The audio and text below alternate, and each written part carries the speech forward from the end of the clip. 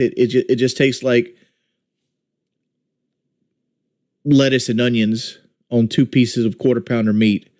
Like, I don't even order lettuce on my quarter pounder. Like, I usually just get extra ketchup, right? So every time I eat the Big Arch or try the Big Arch, I either want a Big Mac or I want a quarter pounder, and it's not the best of both worlds. That's my personal opinion. Like, I see some people, like Keemstar made a post saying, like, oh, he's ate a Big Arch every day for the last 3 days. Why? What kind of Donald Trump ass shit are you on there? Because that shit sucks. Like, there's like, to me, going to McDonald's, the quarter pounder is still king. And like, if you don't get the quarter pounder, you got to get the Big Mac. Like like, I like the fact that they're trying something new, but I would have preferred the Big Arch if it was just a Big Mac with quarter pounder patties. Right. And if that's the case, it would be the Big Mac from the fucking 90s.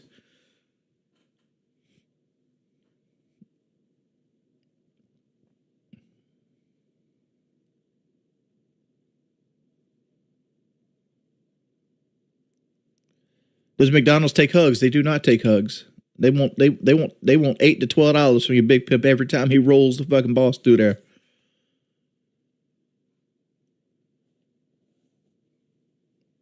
When will I do IRL streams? Never.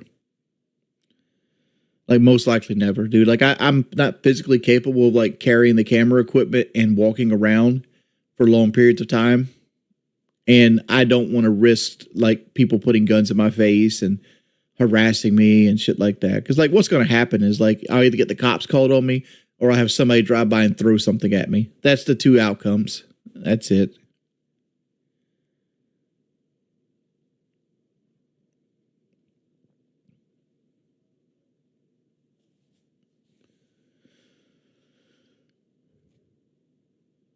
What does Amelia eat McDonald's every day? I've been to Keemstar's like stomping grounds, and let me tell you, they ain't fuck shit there, right?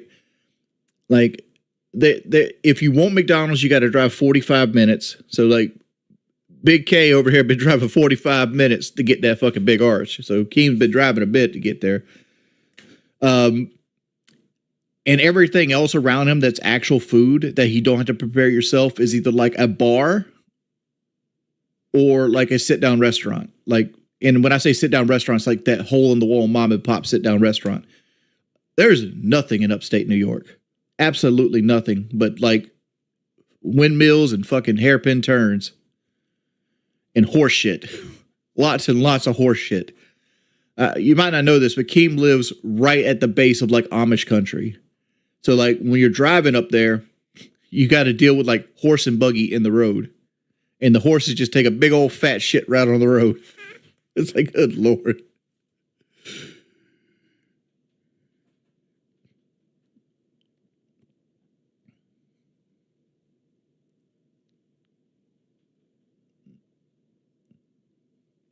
Keem isn't Butler rich. I beg to differ. Keem is Butler rich.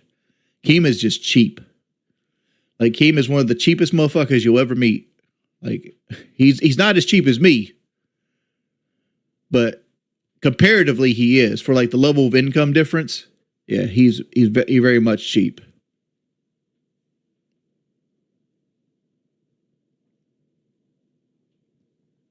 Did I ride a horse and buggy? I did not. I don't try to put creatures through that kind of punishment. Like, what I ended up doing is I went to like this Amish store and I bought my hat. You guys seen the hat, the little straw hat that I have. I bought an Amish hat, like, because they were selling like their hats that they make and stuff like that. And I seen like this young Amish man with his like beard, you know how they don't have the mustache and shit like that. He stared at me, and my fat ass stared right back at him. We were both just flabbergasted at what we were looking at. He had never seen a man in the state that I live in, right? With all the girth and the fatness. And I never seen a motherfucker that could read past the third grade level. So like, we were both just staring each other down, just like taking it in.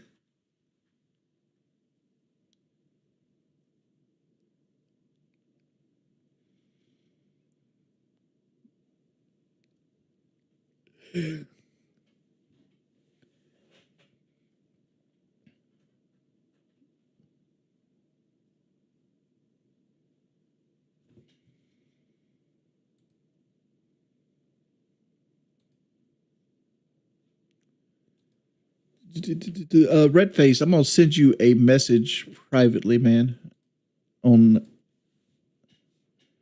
the normal where I message you.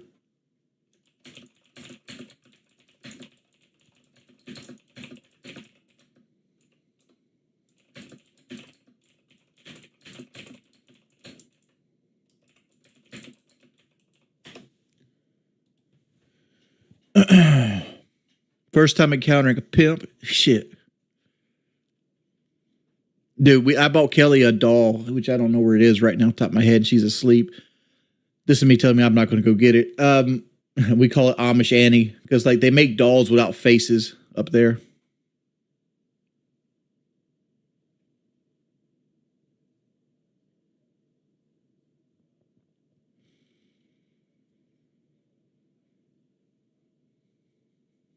I've worked graveyard shift most of my fucking life. Like before I even started YouTube, I was on the graveyard shift. Like that's why my circadian rhythm is set up to like I need to be up and awake at night. Like I get sleepy when daylight's out, and I feel run down. But like as soon as like nighttime comes out and that night cool crisp air comes, it's like, oh, I'm alive. I have the complete opposite circadian rhythm. That's why I'm always struggling with my sleep pattern because I want to be up during the day, but I'm never up during the day.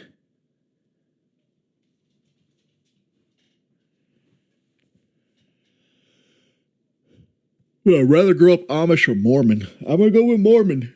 Mormon at least has electricity and toilets inside the house.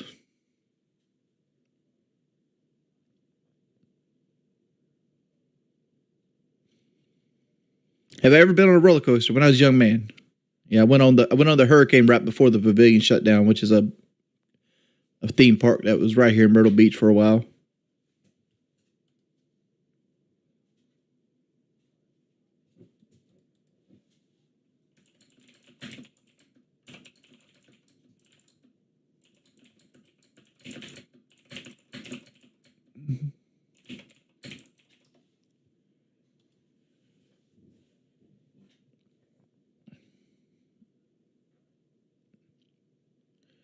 Let's see what else we got here. No face on Amish dolls. Been on the graveyard shift for 2 years.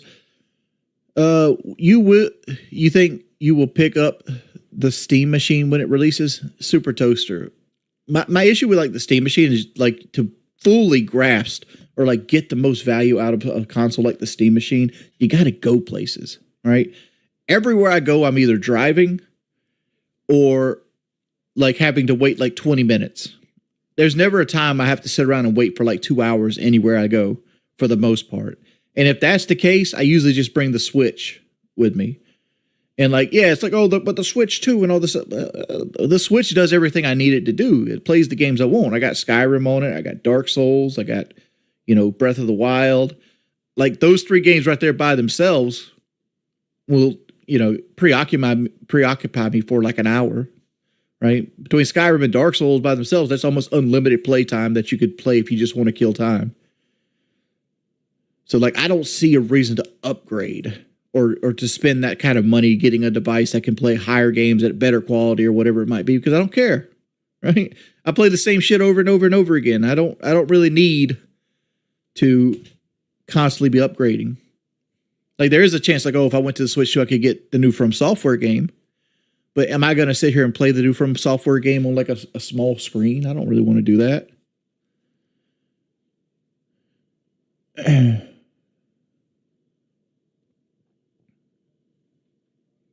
Right. I mean, but like I have a whole setup here, man. Like I don't really need a machine that hooks into the TV. Like if you want to be like, let's look over here. When you look over there, I got an extra PlayStation 5 I could hook up to my TV that I don't even do. Like, I could take that, move it into, like, my TV room and play, like, Baldur's Gate in there, and I just don't do it. I don't know why. Hold my hand, dude. Thank you for the $15. Appreciate the love, man.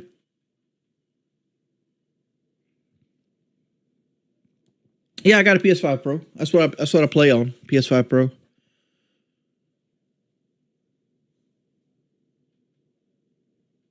Dog, I wish I was hard while working. Dog, I haven't got like a proper hard on is so fucking long. Like, I forgot what they feel like. I remember that shit used to be the banging, dog. But fucking testosterone will fuck you up too, though. Make you make bad choices. I see that shit all the time in the local Discord.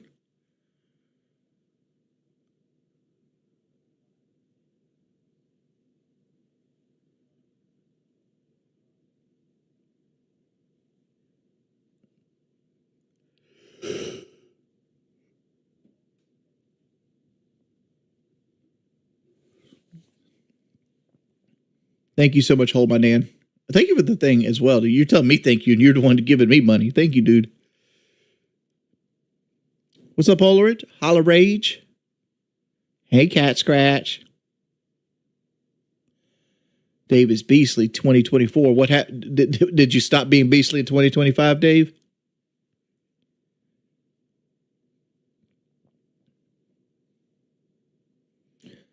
Could Legoat break the record for most Call of Duty wins? Dude, that guy loves fucking Legoat. I have no clue why. Like, it's a love-hate relationship with that man. But I'm as good as I possibly can be. As good as I possibly can be.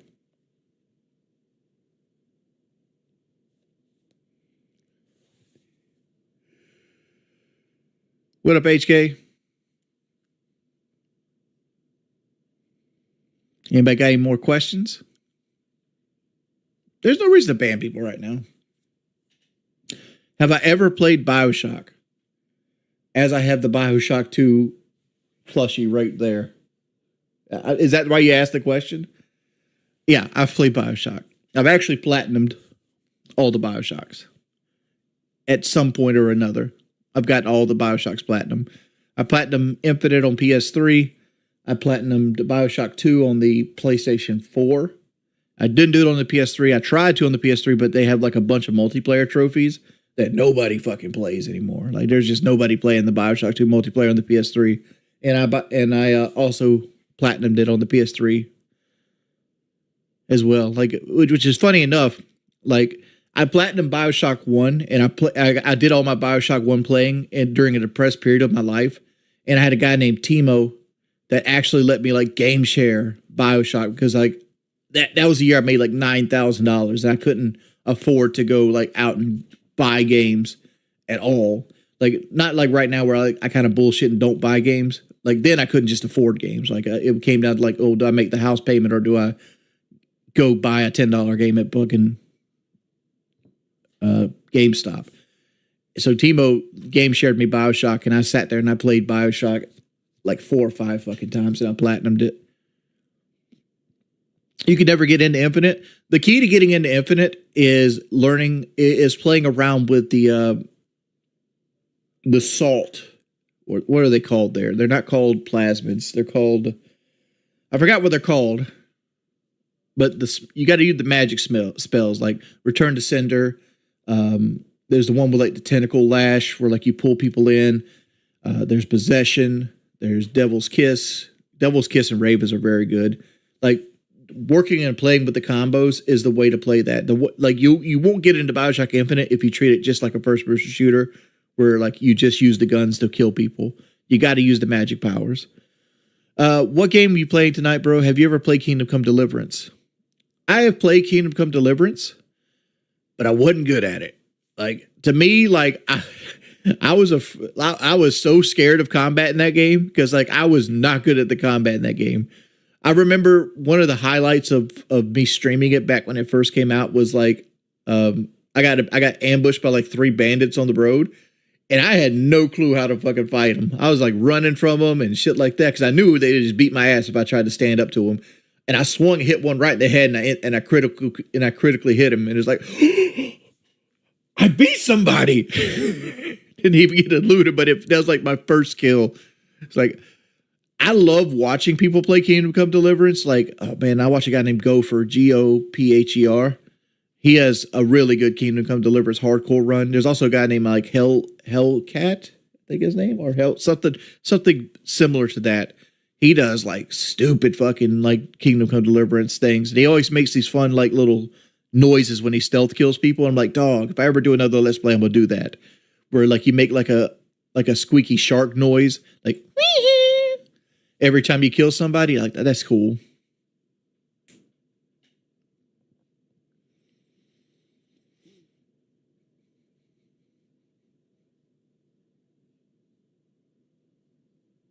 Do you remember the time that General Shepard betrayed Roach and Ghost? I do. That was the prime YouTube days for Jordy.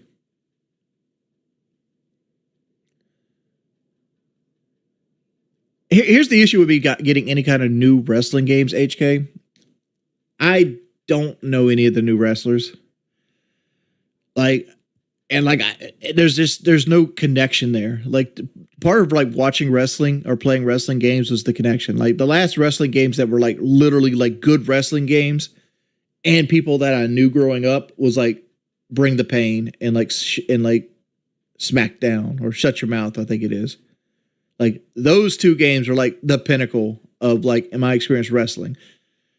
That's even including like No Mercy and WCW NWO Revenge, WrestleMania 2000, that kind of stuff. Those old like games that people hold to a super high standard.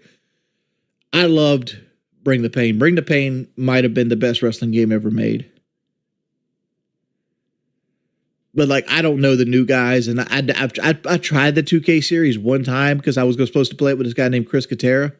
He's a former like WWE wrestler, and we were supposed to make a series with it together. And I bought the game, and I'm like, dog, this isn't that good. I don't like this.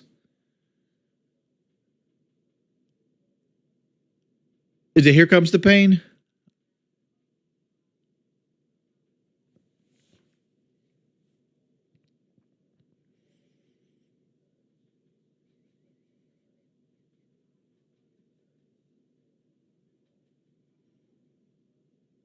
Oh, you talking about the guy with the cum cavern? Like, did I tell the story where I went on a delivery and I came back and like one of the assistant managers and a driver was fucking in the office? I think I've told that one. I don't really have a whole lot of stories that aren't just like quick one-offs. There's a prank somebody played on me while I was working pizza delivery. We had this girl. We're going to call her Beth. Her name wasn't Beth, but we're going to call her Beth. Beth was not very attractive. She was not a very attractive lady. She smoked like Element cigarettes. She had greasy hair. She was like 5'3", and she was kind of heavy set. And she got the job because like at the time, one of the assistant managers hooked her up. Well, Beth had like 2 or 3 kids and a live-in boyfriend that didn't work at all. Like he didn't make any kind of money whatsoever. Didn't pick up paper or trash or even aluminum cans to turn in. Zero income coming in. Just making babies with Beth and living in Beth's house, which Beth lived in her parents' house. Which it was that kind of situation. It was basically white trash TV. So the whole thing about Beth is like everybody started telling her that I liked her. And like I wanted to date her and stuff like that. And it got to the point where like her boyfriend wanted to fight me over it. Because this came out of nowhere with me, right? I didn't know anybody was going behind my back saying like, "Oh, Jordy likes you," blah, blah, blah, blah, blah, blah, blah, blah. So this guy shows up while I'm at work wanting to fight me. And I'm like, what? Huh? I'm looking like Darkside Phil here. And I quickly diffused the situation. Like, I don't know what you're talking about, homeboy. Somebody's lying to you. And then I get approached later that night while Beth's working, and she wants to date me. And I'm like, oh, shit. I had to laugh in her fucking face. Like, hell no, I ain't trying to date you, ho. What the fuck you on about? Dog. See, that's not that great of a story. That's why I never told it before. But, like, that did happen. I had, like, my buddy Danny at the time had, like, told other people that I liked them when I didn't really like them because he knew that I found that kind of situation disgusting.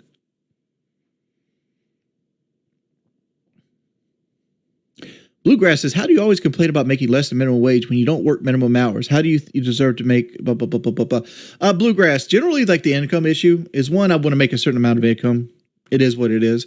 And like one of the perks of this job to me is not having to work a full 8-hour day, right?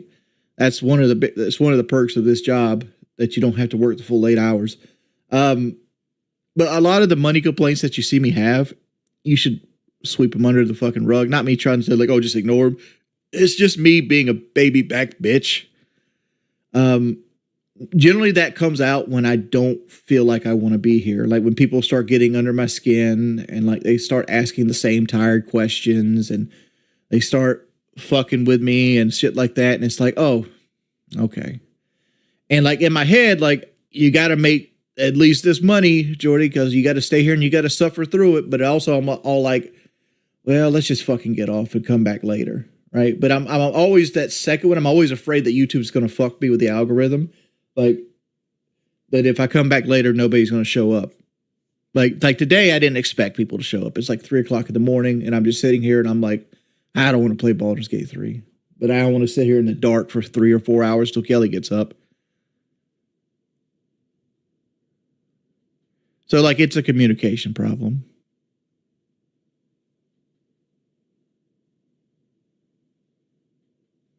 Well, it's a rule that you don't. Well, Aurora, if your friend wants to be unbanned, you can go to the Discord in the link, go to the unbanned section and request an unban. But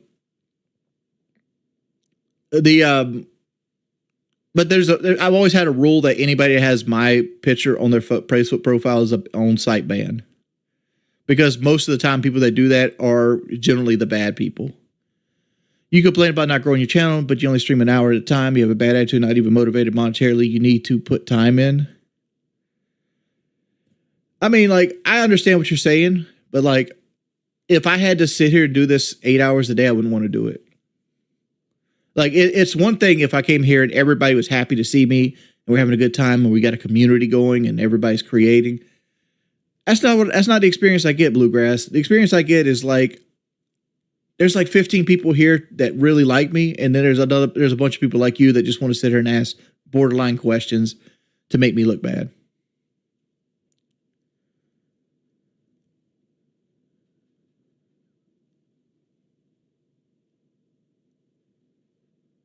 See, like Noah guy gets it.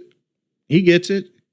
And like I one of the things when I'm irritated, I fail to like rationalize is that not everybody's first experience is the entire stream. Most people come here, ask something that's been asked 1,500 times and don't know.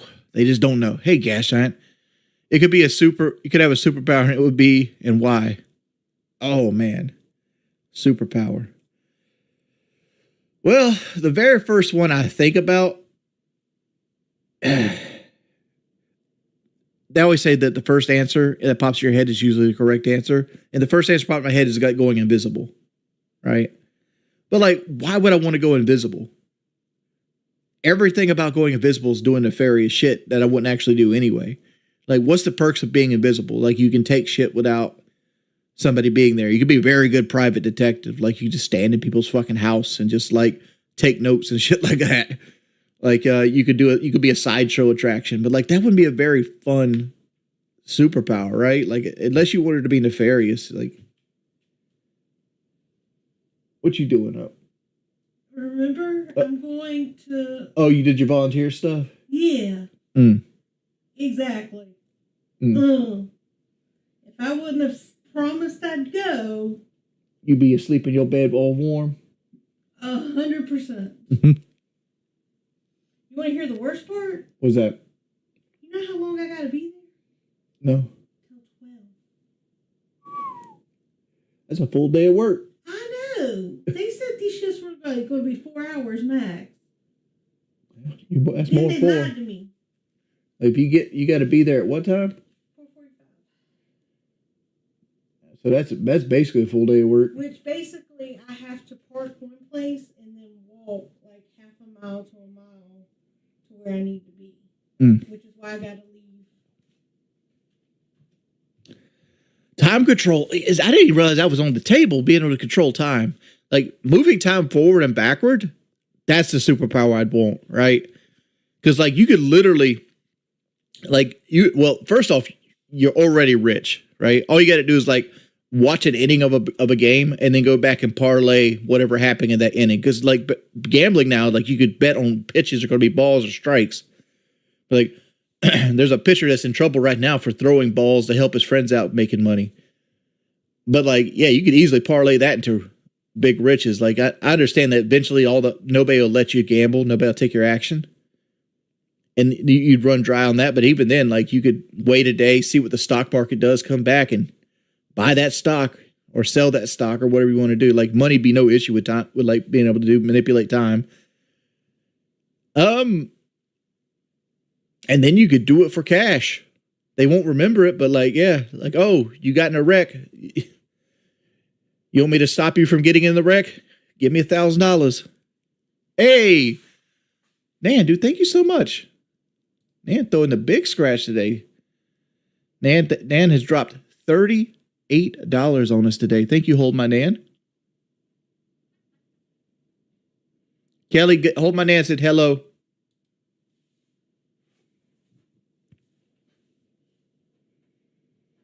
But so you maybe just slow time. See, like, so you're saying like just take the time and just slow it down? That would be good as well. Like you'd be the best baseball player in the fucking planet, right? Like you could just take the ball and put it anywhere you want it on the field because like right at the point of thing, you could kind of tell what the pitch is coming, what pitch is there. You could be the best NFL runner ever, even if you're out of shape, because like you could stop time and read defense or slow the defense down. Like you make a lot of money with slow time too. You'd be the best sleight of hand guy on the fucking planet.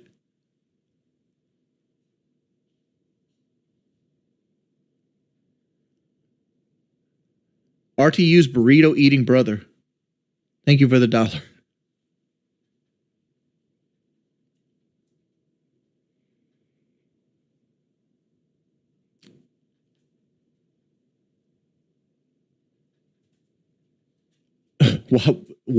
Hold up. You say any random betting sites worth of shit?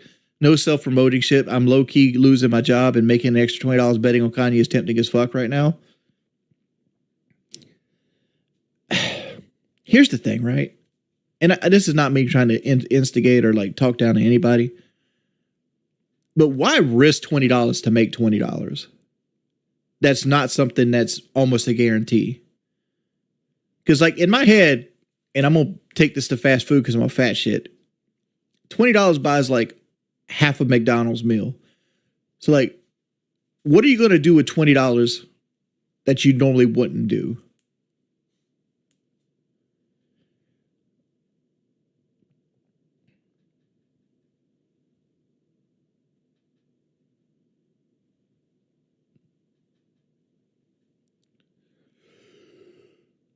Besides bills, I can live on $50 a week. I think most people could. Scared money don't make no money. Yeah, but brave money lose money too.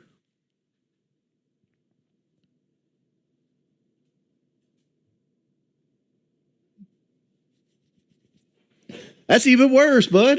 That's even worse. So you saying your large quarter meal is $15.69. So like $120 is basically feeding yourself a lunch. Dog, there's been many a day I've went to McDonald's and spent $30 between feeding me, Kelly, and sometimes getting the dog something. Because Bailey loves chicken nuggets. She loves her some chicken nuggets. You can't grow a channel like this. Yeah, I didn't do this stream to grow a channel. I did this stream to kind of just sit around and talk to people. That's my goal with this stream, was to sit around and talk to people. Favorite sauce from McDonald's? Hot mustard. Hot mustard and sweet and sour.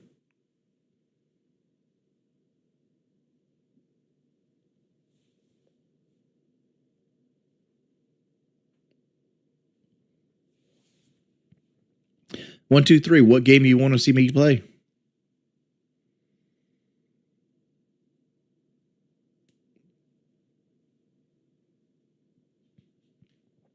I don't know why this has triggered me, Aurora, but like when you said the $20, it made me think of this girl I took on a date one time. What are you doing, Bailey? She had one of those bum ass boyfriends that kind of lived on her, and she spent her last $20 to buy him a Burger King meal, and he complained about it having like tomatoes on it. And that was the straw that broke the camel's back, that he complained that he had tomatoes on his Whopper that she just bought him. And that's what decided to make her break up with him. And I don't know why I'm telling you this. It's just a story that I got from a girl as we were sitting here trying to talk.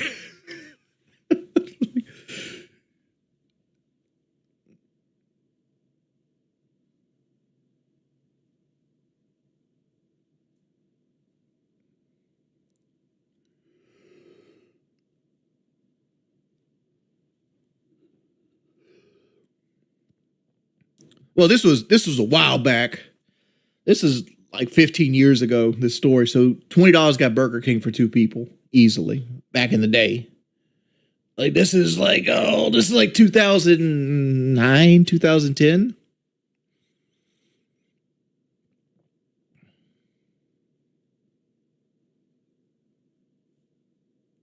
Stacy's son says, I've been following Wings for a decade now and I'm only 25. Yeah, I've been doing this for 18 years. 18 years. I remember when fucking one of my biggest haters was 8 Thoughts. 8 Thoughts used to come into my chat and hate every fucking day. This is before he had a YouTube channel. And he told me that this isn't sustainable for any long period of time. This is when I was on like year 2 or 3. Here I am on year 18.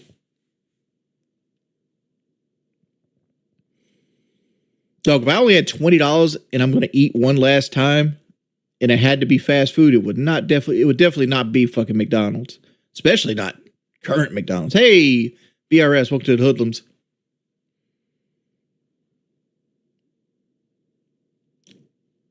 Dude, I'm a fan of Woody still. I hate the fact that I fucked up the Woody friendship. I hate that fact. Which is sad because like I don't even want to be friends with Woody because of opportunities Woody gives me. I just want to be friends with Woody because I like Woody, right? And it's like I like talking to him. I like his personality. I like his wisdom. But like mine and his personalities kind of clash because I'm hard headed, right? I'm hard headed and I trust myself more than I trust others. So like it kind of fucks with me. Stacy's son from Washington, D.C. from the Sean Ranklin days. Dude, I remember being so upset in the Sean Ranklin days. Like, I thought life was so fucking unfair. I would kill motherfuckers to have the Sean Ranklin days back. All you did was make fucking videos of me, like, losing in God of War. Shit, bring that on. Bring that on. I react to them motherfuckers now. But that's the way it is. Every time everything feels like the worst possible thing that you could actually ever go into in the moment. This can't get no worse. Oh, fuck yes, it can. Fuck yes, it can.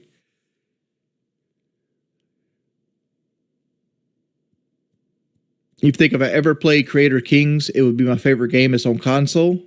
Possibly. Isn't that one like an RTS, like a real-time strategy game?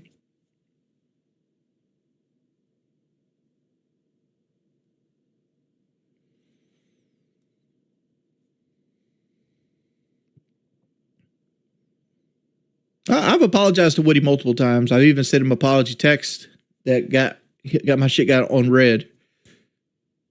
He probably blocked my number, to be perfectly honest.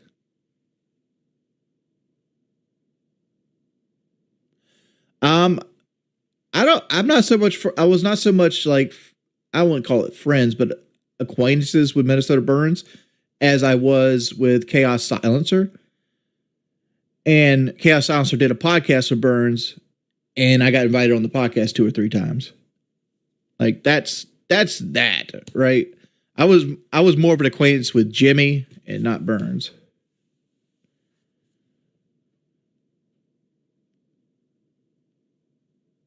Have you ever seen Breaking Bad or Better Call Saul? Yes.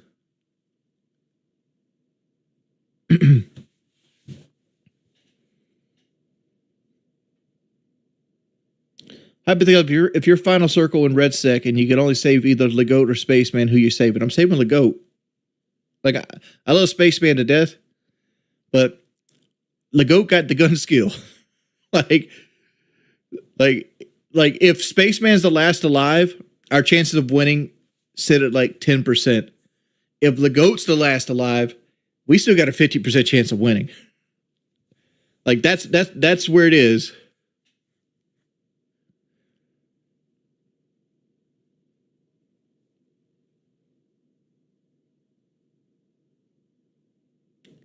I don't honestly, I haven't followed Chaos Silencer very much since like 2012. I've seen some of his videos the other day, and it seems like he's doing a lot of tier lists. Like he'll be like, these are the greatest Call of Duties of the last decade. And then he'll do like a tier list, and those are the type of videos he makes now, which is fine. You know, you gotta have a niche.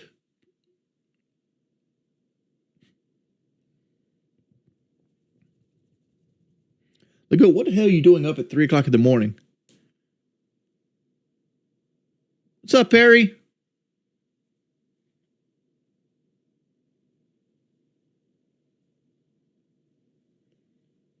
Perry, can you add me on Discord? Stacy's son, if you want to play Battlefield with me, you got to play Red Sec because I don't fucking touch the regular game no more. Like, the only thing I play is Red Sec. And right now, like, I'm not against playing Red Sec, but I'm kind of waiting for rank mode. What happened to Chaos Math? I don't know, man. Like, I loved Chaos Math, and he hated the fact I called him Mr. Chaos Math all the time. Chaos Math was a really good friend to me. Like, he loaned me music. He sent me cake pops every year for a while for my birthday. And, like, I don't know. I really, really enjoyed my friendship with Chaos Math. I almost called him by his real name. Like, I tend to talk to people in their real names and not their screen names, unless I'm on screen, because I feel like it's disrespectful to call somebody Wings when I know them on a more personal level. Right? Like, I don't call Boogie Boogie unless I'm on stream. Right? I don't go, hey Boogie. You know, I just don't do that. I call him by his real name. But, like, I don't know. Like, he got busy with work, and he kind of like moved on from like the YouTube scene, and I haven't talked to him in probably 10 years now.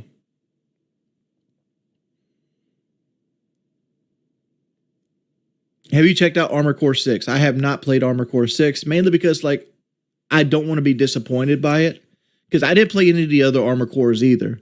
And the only reason I'd buy Armored Core 6 is because I like Dark Souls. And I know in my heart, Armored Core 6 isn't Dark Souls. Like, it's a completely different style of game. It's a game where, like, you get, like, a Gundam, and you, like, change your weapons and cannons, and you go around and, like, destroy like that. Like, if it was, like, a Gundam in, like, a Dark Souls type world, I'd probably play it. I ain't fucking with you. But I know it's not that. It's a fast-paced, like, action game. And, like, I didn't think it'd be for me. What kind of music do you generally like, genre-wise and artist-wise? Generally curious, because I saw a video of you rapping Eminem ages ago, but I don't know any kind of stuff. At this point in my life, at almost 40, I listen mainly to country folk. Like, I listen to a lot of Benjamin Todd. I listen to a lot of Turnpike Troubadours, Jason Isbell. Listen to a lot of Zach Bryan, John Prine, Sturgill Simpson. That kind of era of music, right? The real folky country stuff. Watch Mandolin Orange is another band that's kind of more folky that I listen to.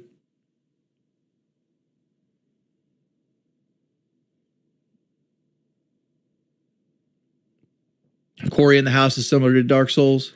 I don't even know what Corey in the House's gameplay looks like. That'd be dope as fuck if it was a Dark Souls clone.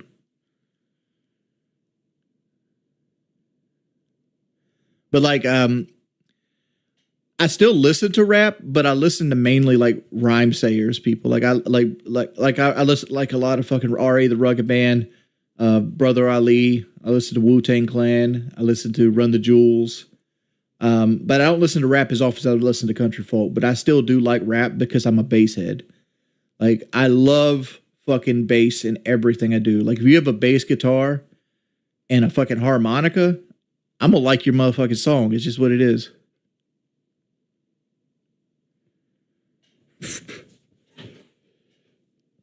See, I was never a Project Pat kind of guy. Like when it went to like the early 2000s, like Dirty South rap, I was more of a Slim Thug, fucking Paul Wall, Mike Jones, that kind of shit, right? Like Little John and the East Side Boys, like that's the shit I fucked with back in the Dirty South rap. T.I. I didn't fuck with like Project Pat. I didn't fuck with like Gucci Mane or what was that other guy that came from D4L? Shoddy Low. Like I think Shoddy Low made the worst fucking album of all time with like Pax in the City.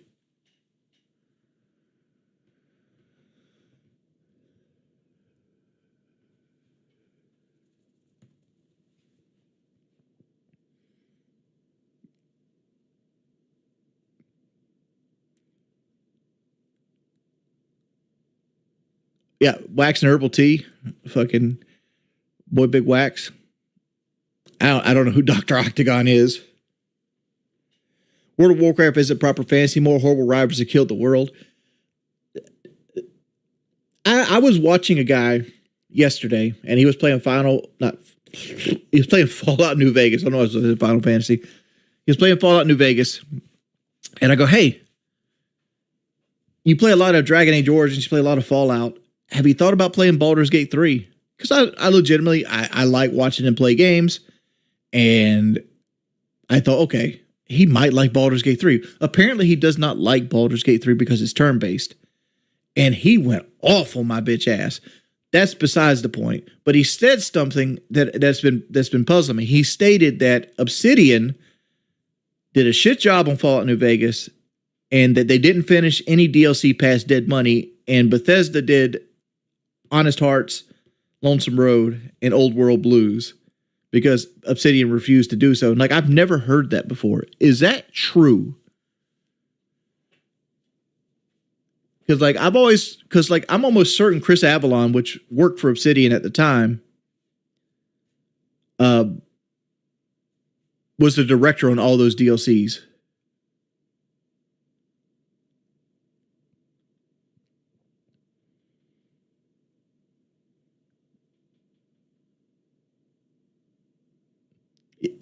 I don't understand why AC Bailey doesn't grow. Like he's sat at 100,000 subscribers for 2 decades now. Do I think I'll get 1 million subscribers one day? No. I might hit 500,000 in like 10 years from now. Like I gained like 200 I gained like 200 subs a month. So that's what, a couple thousand a year. So like in another 10 years, I might hit 500,000.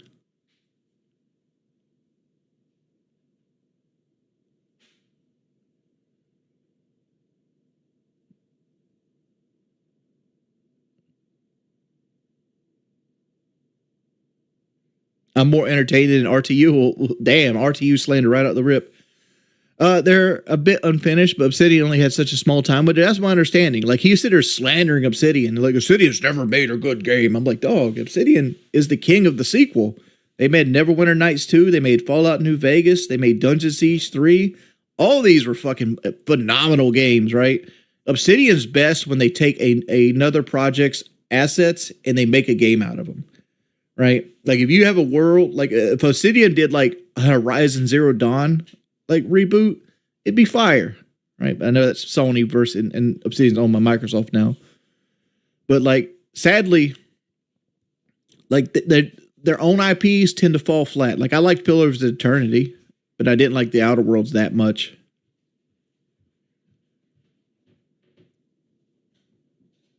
I hate to say it, they need to remake Fallout 1 and 2 inside the Fallout 4 engine.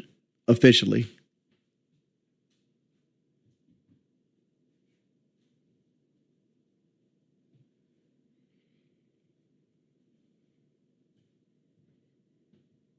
Let's see what Noah said.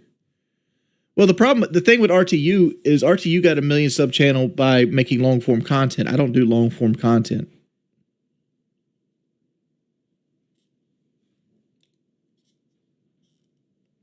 Like, unless I start making long form content, I'm never going to grow on YouTube.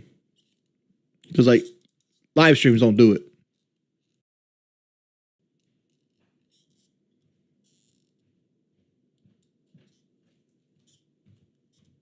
Why are people going to be mad about remaking? Like, I don't really care about remakes as much as I want to be able to play the game on my current console.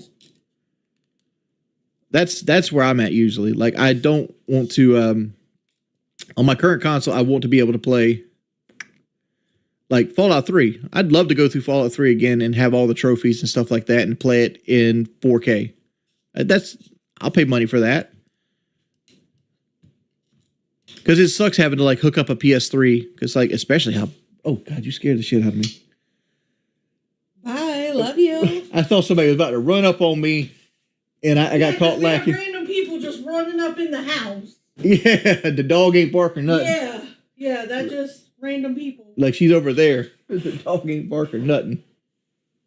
All right, love you. Love you, baby. I'll be home eventually. V Stuns. Send me your Lyrian. We'll play Baldur's Gate 3.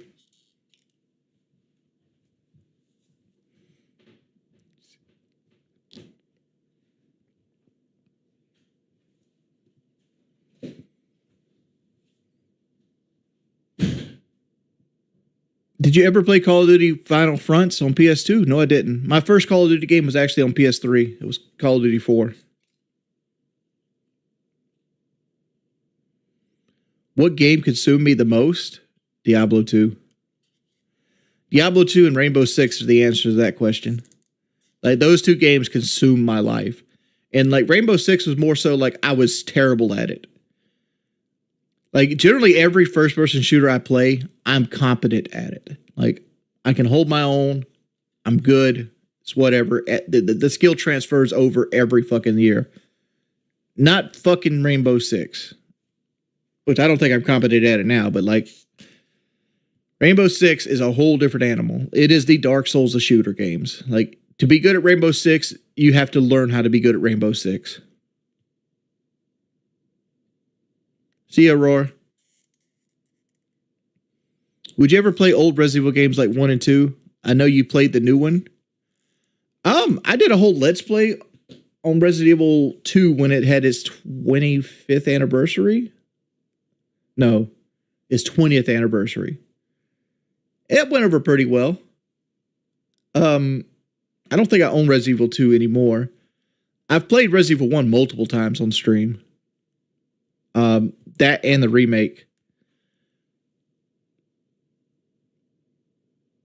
Yeah, R6 is nothing but cheaters now. Like it's people being superhuman with cheats and stuff like that. And it's like, okay, this is not fun.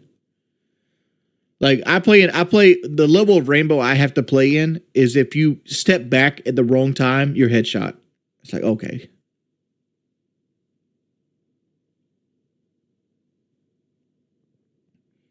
I don't own any Mario games. Like, we could pop over here. Let's see.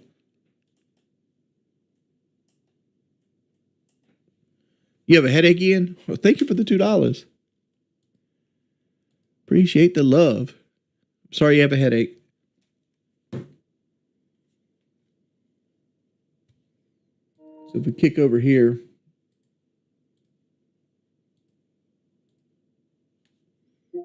Like, this is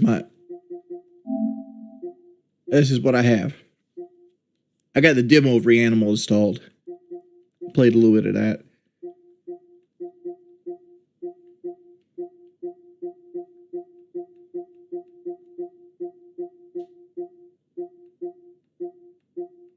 Yeah, you're welcome, piece of cake, Jake. You didn't ask the question. I platinumed that beast-ass game right there. Pause and clean Japan. Ain't nobody got that platinum.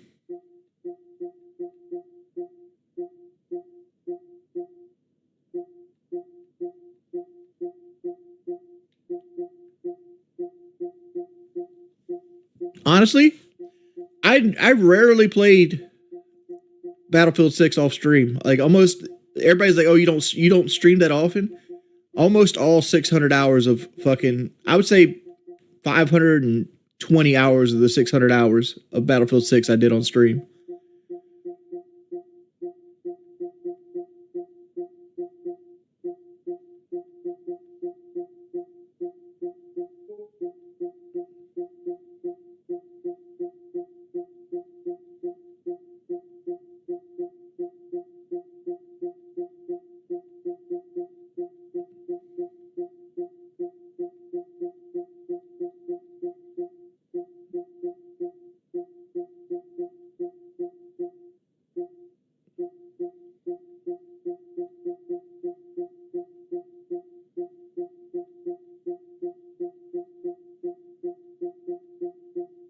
There's supposed to be DLC coming for this game, The Witcher 3 Wild Hunt.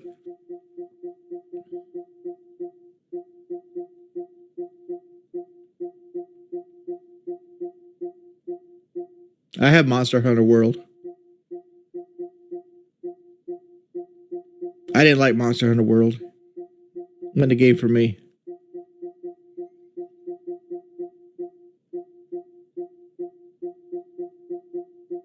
Hello, pal.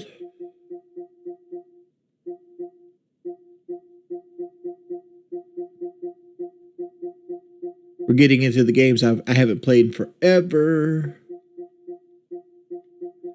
Where is my Monster Hunter World? Oops.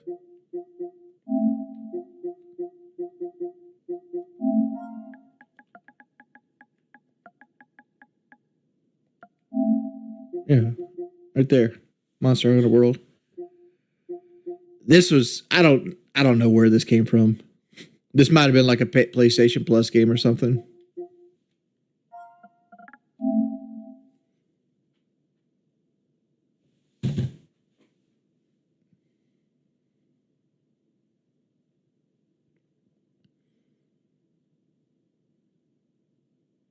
Well, oh, Resident Evil Requiem?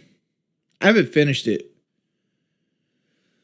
I mean, it's way better than 7 and 8.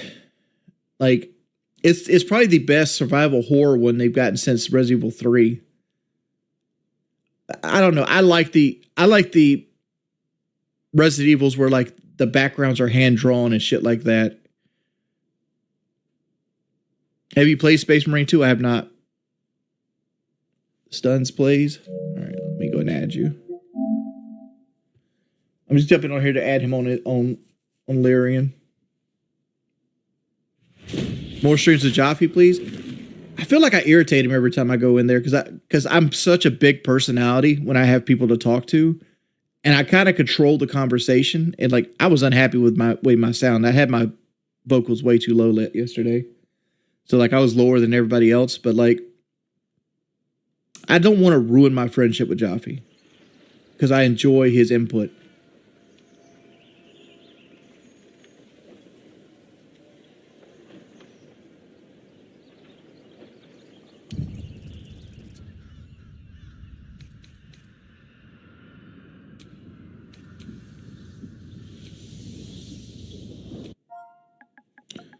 See, where's it at? Stun. Z play. All right, there you go.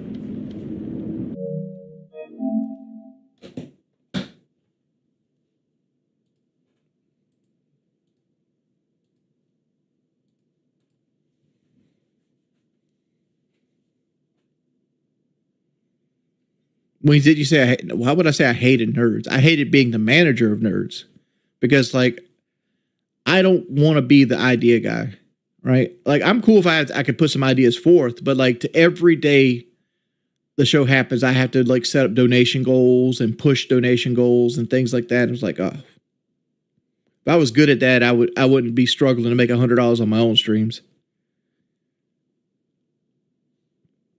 Am I the only person who watches tornado videos? Possibly, but these days.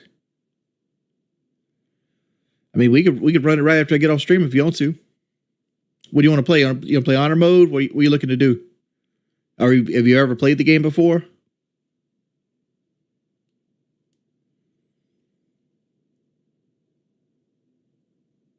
I want to get Spaceman. I want to get Space Marine too. Like I think it's on my on my list. Where's my wish list at? Like I got Avowed up there. Dragon Ruins 2, Super Mutant League Football. I'm waiting for Fart Souls to be cheap. Stalker 2, I'm waiting for that to be on sale. Wait for this to go on sale. Fossil Fuel's a game I want to play on stream one day. There's a Silent Hill game. Yeah, Space Marines, they're always full price. And see, I'm like a $20 and under type guy. Which I don't know why this is still on there. Because I bought Cronus the New Dawn at full price. I'm waiting for that to go back on sale. I have no mouth, but I'm going to scream. That's my wish list right now. Like, nothing ever goes on sale that's worth a fuck, though.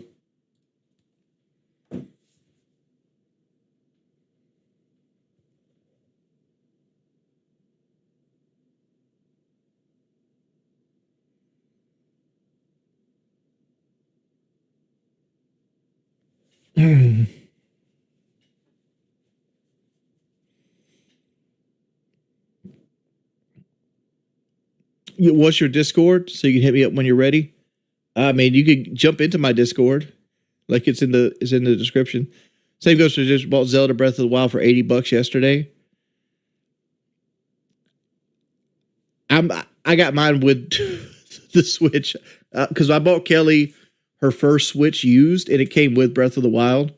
And then we bought her OLED Switch, and we just had Breath of the Wild. My big thing with Space Marine 2 is I want to learn Warhammer lore. I know it's nerdy ass shit, but so is Dungeons and Dragons. But like Warhammer 40K has so much like influence on almost everything else in video games. Like I feel like I should learn like the gods like Nurgle and stuff like that. And like I love StarCraft, and StarCraft basically is Warhammer 40K meshed with like, you know, Starship Troopers. It's just two things stole from and they created StarCraft.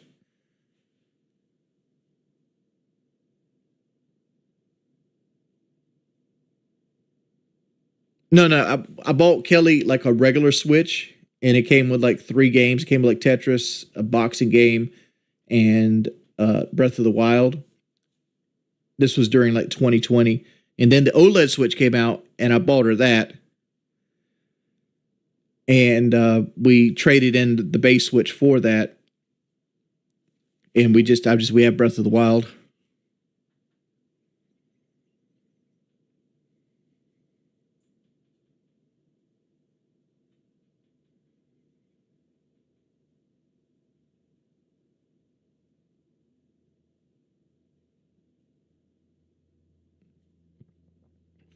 I don't know. I got a PS5 for multiplayer games and a PC. I switched to my Switch 2 just to play games during the week with zero brain mode.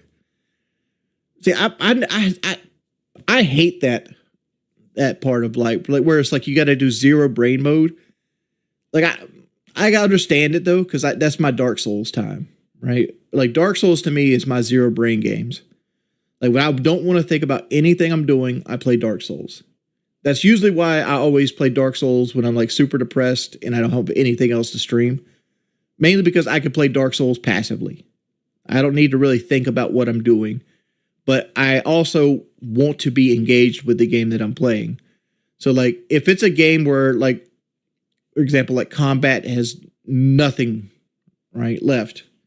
Like there's no thought process I had to put into combat whatsoever. I get bored with it quickly.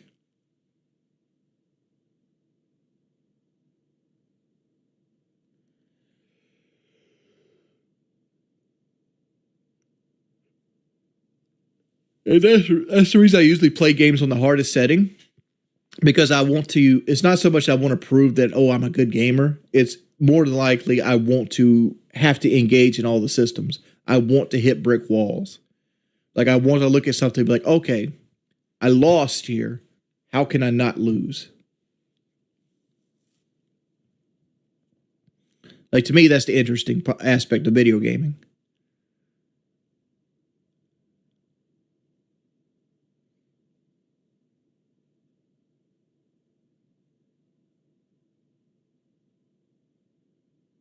Let's see. Cupcake was one of the worst games I ever played. Oh, Cuphead. Pure because I felt so zoned in so much.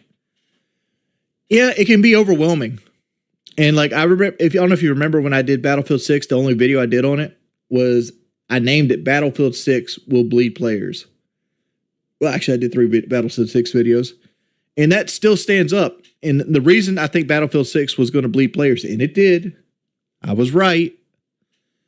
And I'm not trying to say like, oh, you're right. Oh, players are going to quit playing. Every game goes through that. No, I was saying it was going to lose a huge swath of his player base because the game was too to do well in that game and succeed. It takes too much concentration and understanding of what's happening. Too much, right? There's too many snipers. There's too many tanks. There's too much easy shit to fuck you up at any given time, right? Like for somebody to do well in that game, and feel good about themselves, they have to be too engaged to play it, right? You got to know every line of snipe from every sniper. You got to know how to counter the snipers. You have to get from point A to point B. I know how to do all of that. And even I have games where I die 15 times. Indy donated $10. Why don't you try Final Fantasy 14 online?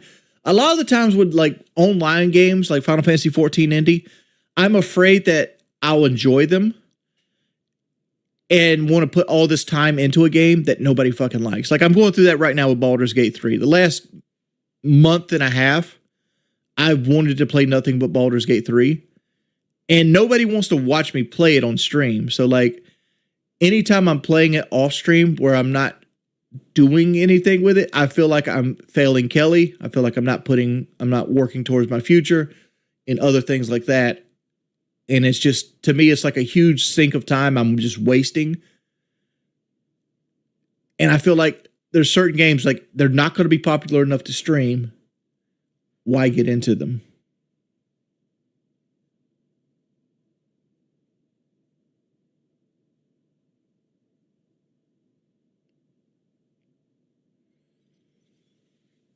It is an amazing game. The problem is it's an incredibly good game. The problem is to stream a game like Baldur's Gate 3, you have to have an entire audience centered around it. Because there's a good swath of people. Like I average anywhere between 200 to 350 people on my stream, depending on what I play. And I would say probably like 70 people out of those 350 might be interested in Baldur's Gate 3, and you have another 100 that will show up just to show up because they're here for me. Yeah, it's about finding that balance. And like, I'm not good at finding that balance. I have an addictive personality. So anytime I find something I actually fucking enjoy, I go autistic with it. Like look at my hours in Baldur's Gate right now.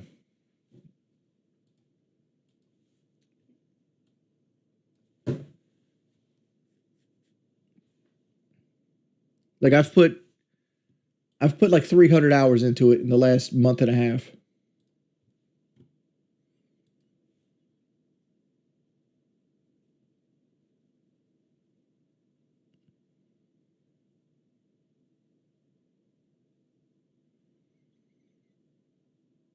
Hey, Trey Pack.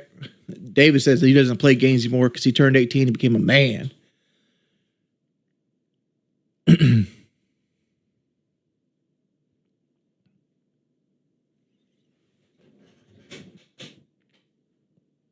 Am I getting Crimson Desert? I don't know.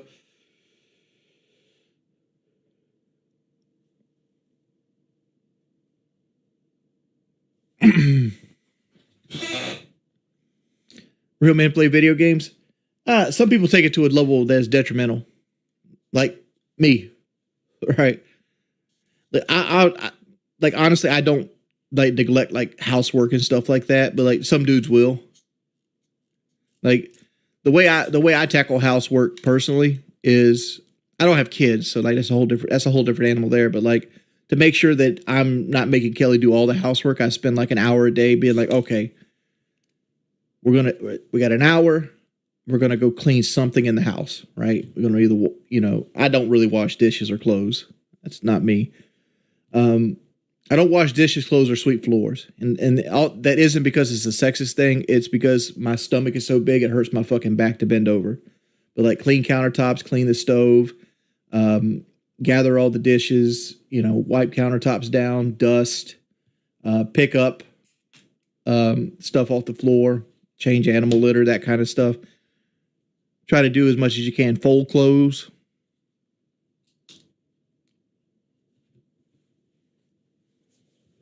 I try to do an hour a day. Why did I say that a ladyboy asking for a picture with me was embarrassing? Because this was after the whole page 5 debacle. And I'm like, is this going to be used against me? Because like I try to treat everybody with like respect. And like, if they want to come hang out and they want a picture, I give them a picture, right? And like, I just thought it was like, okay, am I getting set up with this one? Right? Because like, here's a picture of me with like an obvious dude in full dress. And like, this is going to go somewhere on the internet. And it's never appeared again. Like, I don't know what happened to that picture. Am I just somebody that actually liked me as a person? This was in England too. I could see how it could be used to harass me.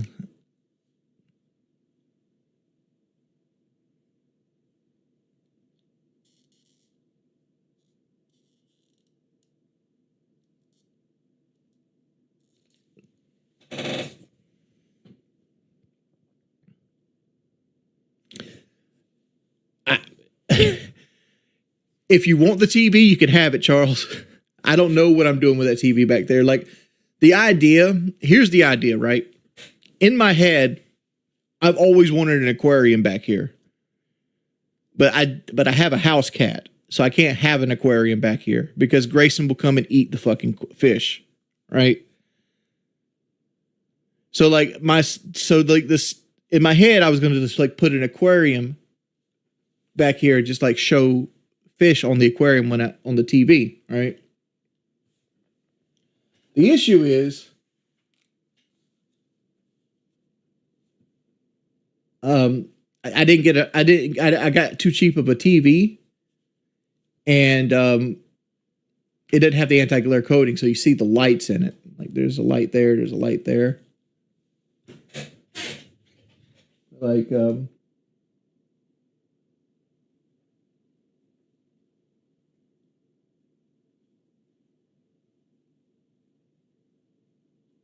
it's also slow as fuck.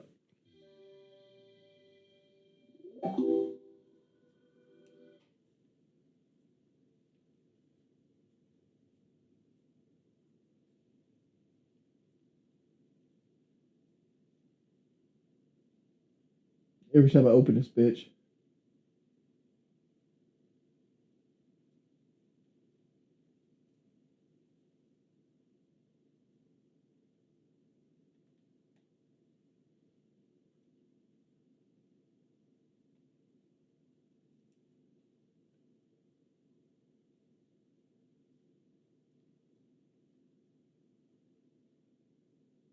I bought this TV so wrong.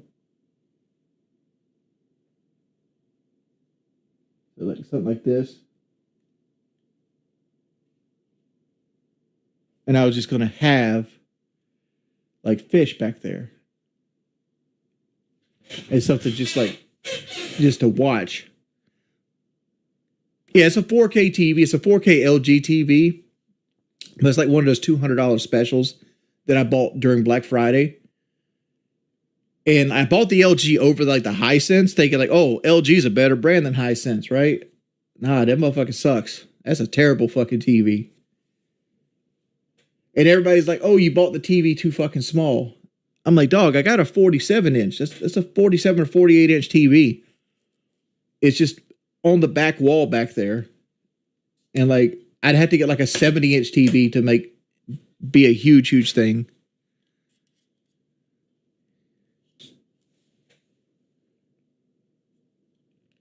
But that was the concept of the TV itself.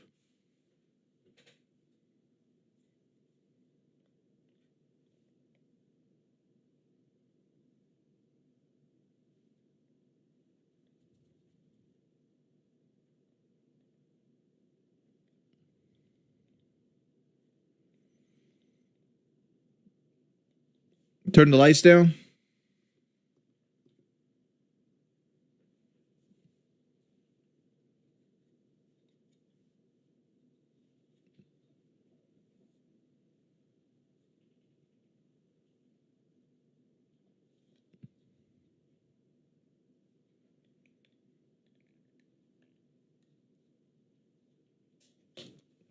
But that was the concept. That also I wanted to be like put stuff on there, like I could link my phone to it and like show pictures and stuff on stream. And like if you go back and look at some of the early locale stuff, I had like Santa themed stuff and shit like that back there. It was a thought process. Like part of me wants to remove like this whole couch.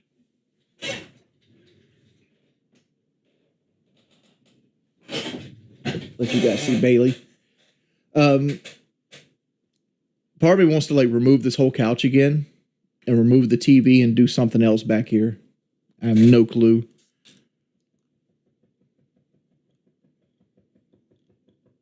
She does that. Been working on fixing that.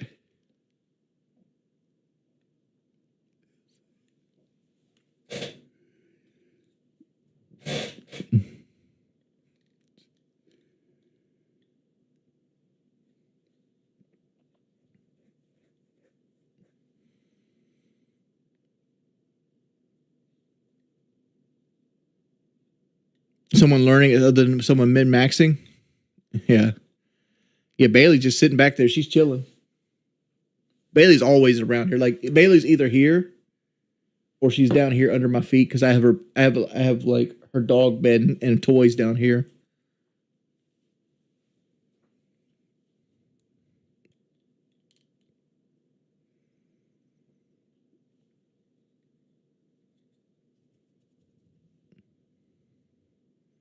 When does Bailey sleep? When one of us are in bed. Like the reason Bailey's in here right now is because Kelly just got up to go. She took a extra shift at work today, and so she just went to do that. And I'm not in bed, so she's not going to be in bed. So like anytime we're in bed, she's asleep. And my controllers are all on my desk. I got like 3 of them right here.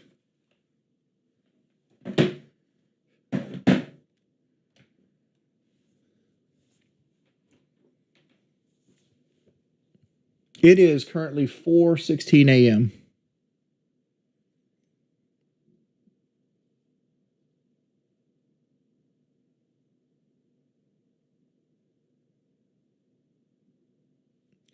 The problem with moving my lights around is my lights are actually attached to my desk.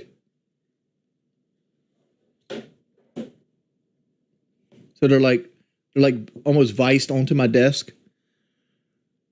So like I'd have to pull my entire desk back and like get behind it and like adjust the lights and move them around.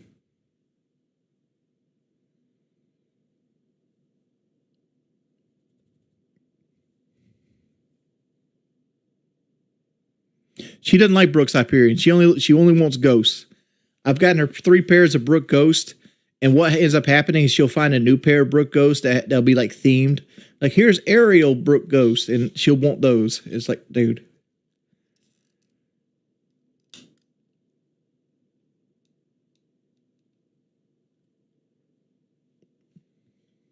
I mean, I can turn the lights off. This is lights off. But like you see how the static is taking over? Like you kind of try to make it so even it out.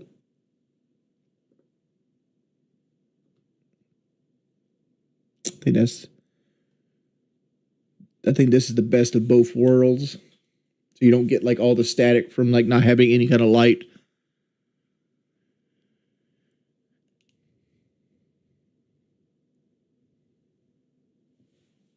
Would I ever buy some Jordans? No, dog. No. To me, like I look at shoes like some people look at cars. Shoes for me are 100% functional. I don't care what's on the side of them, what they look like. I generally just get a pair of black shoes that match everything. Like that's my concept with shoes.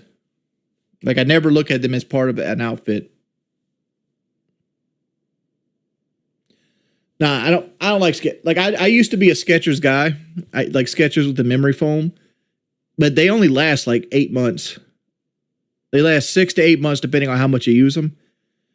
And like I've been on the same pair of Brooks now for 2 years and they still look brand new. Like Brooks is just another level of quality over Skechers.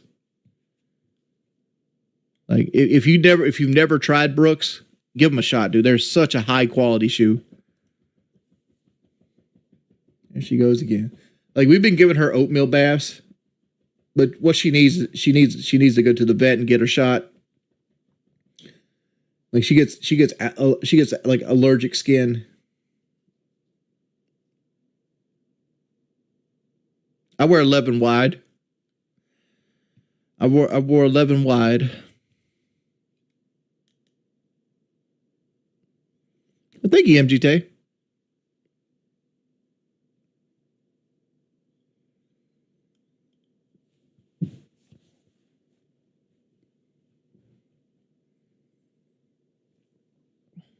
Bailey hates a BATH too. Like she fucking just despises it.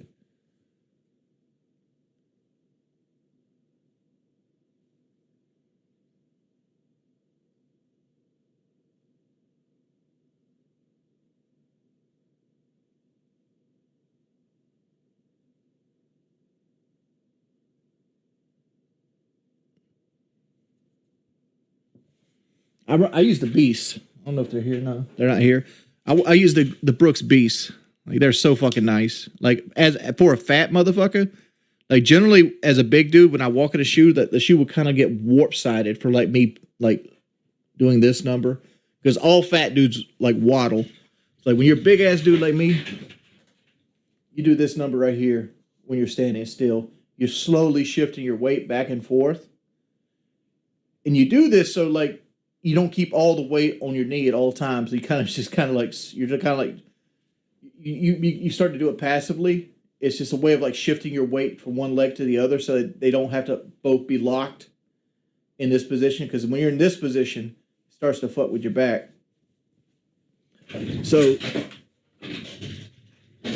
what ends up happening with me is like my shoes will start to warp. Brooks ain't done that yet. Had him almost 2 years. Yeah, Bailey's a Shih Tzu. Bailey is one of the wedding gifts I gave to Kelly.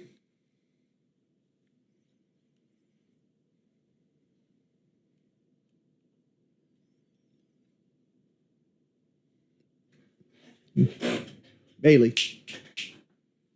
My baby girl. Say hi. I'm a baby.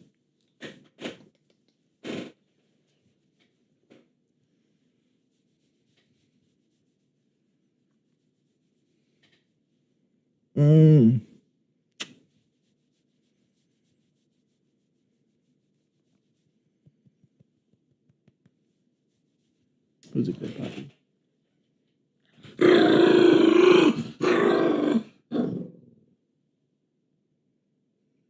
You want to go down?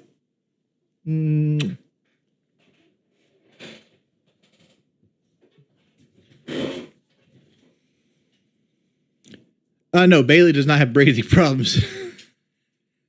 She doesn't like to be put down, though. She wants to be held. Like she's sitting there at my feet right now, wanting me to pick her back up.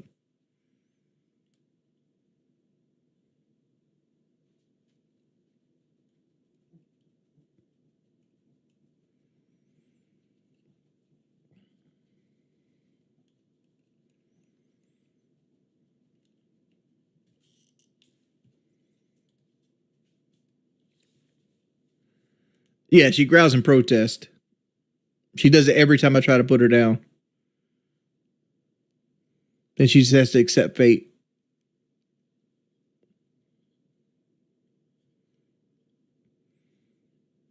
Let's see what else we're told. Does it? It does not have breathing problems.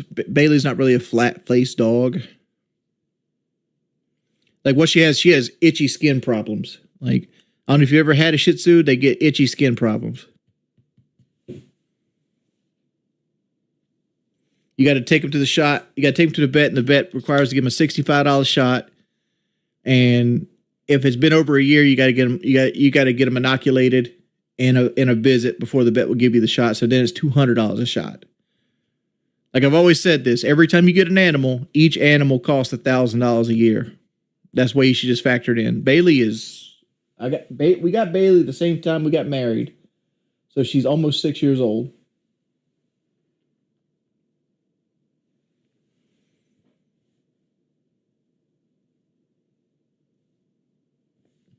Bailey was 7 weeks old when I got her, when I bought her as a gift for Kelly.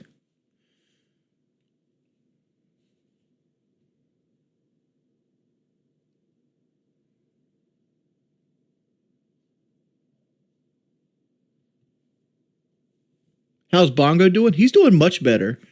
Like we took Bongo to the vet 2 months ago, and he had an ear infection.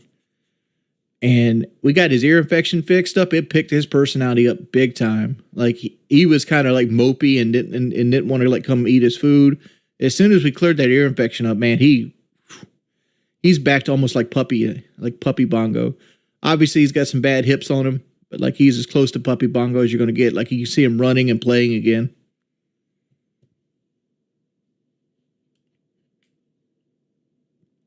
I think if you want to go look, because I posted a picture of Bongo recently on my personal X. So let's look at the X.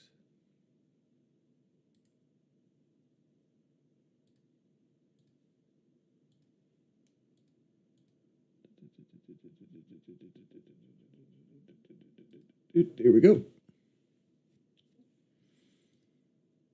Here's where I got honor mode completed. Here's a picture. I got Grayson's hair all over my hat. Here's a picture of Bongo. See, people are complaining that we didn't get him a proper dog bed. His dog bed's right underneath him there. But he likes the pillows. He's an old man. He likes the motherfucking pillows. It's the trail boss. This is a picture of Lakari and EDP 445 giving each other a high five. Here's Dr. Gray.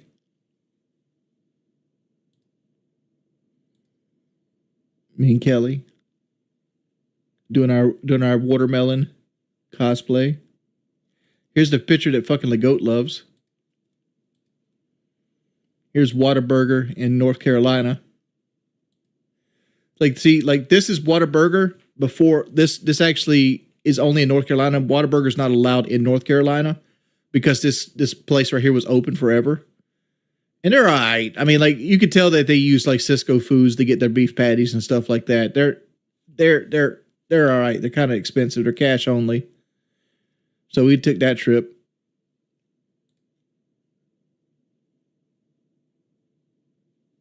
This is me and Mr. Bubbles watching TV. Oh damn! I ain't posted a lot lately. This is what we do every year. Me and Kelly take a bunch of book bags. Obviously, we take the book bags off the trailer. We just threw them on the trailer for the picture at this point. We take all this and we box it up and we take it to the children's home. I generally spend about $1,500 a year doing charity, and I usually get footballs, basketballs, teddy bears, because like there's a mixture between boys and girls, so you want a little bit of everything. And I try to get like Columbia hoodies and things of that nature to give away to the children.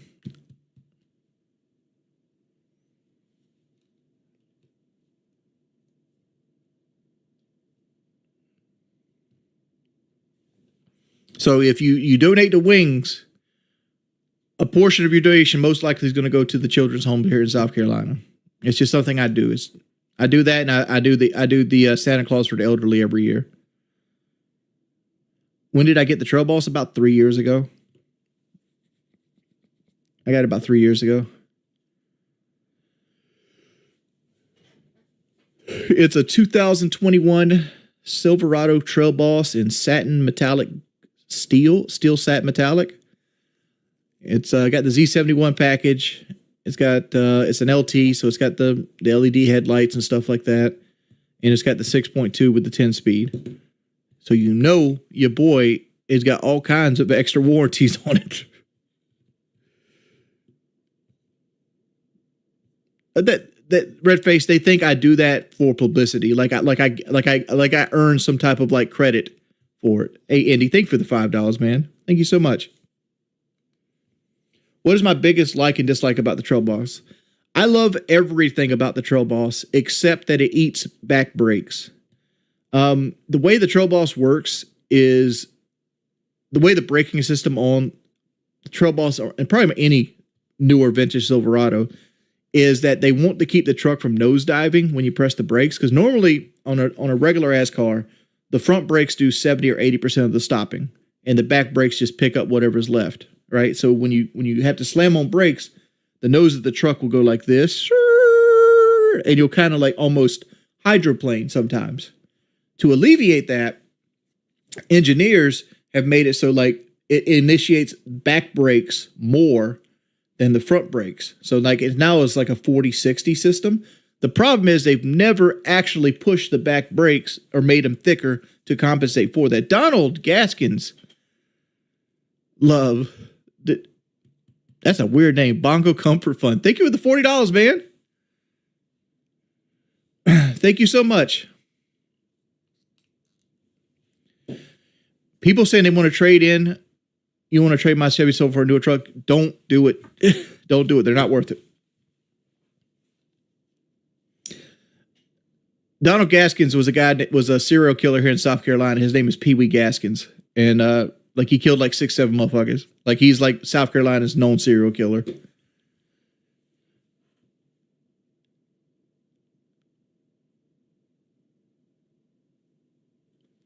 The problem, and like back to the brakes on the Silverado, the problem with it is you're going to put a set of brakes, back brakes on that thing every 40,000 miles.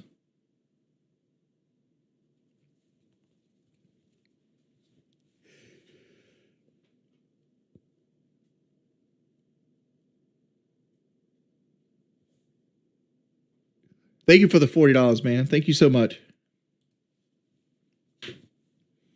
No, Angry Grandpa didn't chill with Pee Wee Gaskins. Like he was more from upstate South Carolina than the coast. He might have knew him. What's my thoughts on the 5.7 Hemi? Depends on what vintage you're looking at. You're looking at MSD Hemis, or you're looking at Mercedes Hemis, or you're looking at like Daimler Chrysler Hemis. Like they're all about the same, right? They're generally a good motor, honestly. Like they don't do gas mileage, right? They just don't. It's like the 5.7 iForce just doesn't get gas mileage. They tend to break a lot of intake manifolds, especially on the driver's side. And they have lifter failure. The MSD, which stands for like multi-sequential displacement, basically has the same thing GM has. They have these 2-piece lifters in them, and they fail. Like, but almost every V8 on the market today, even the Ford now, has some sort of like cylinder deactivation technology. They do it all a little bit differently, but they all do it. You can't say shit transmissions. Like they use ZF Solutions 8-speed. The 8-speed transmission that Dodge puts in the Ram is probably the most stout transmission in the full-size market, period. Like, as much as I'm a Dodge hater, right? I look at Dodge as like the poor man's truck, right? Because the people that drive Dodge do it for... Most people that drive Dodge trucks are either elderly people, or they're people with bad credit, or they're people living above their means. And the reason I say this with these are three of the dynamics of people that buy Dodge is because Dodge is a subprime car dealer, right? If you got nothing for a way of money, credit, or reputation, Dodge will finance you. Like that's why like the number one DUI vehicle in the world is the Dodge Ram or a Ram 1500. They dropped the Dodge part of it.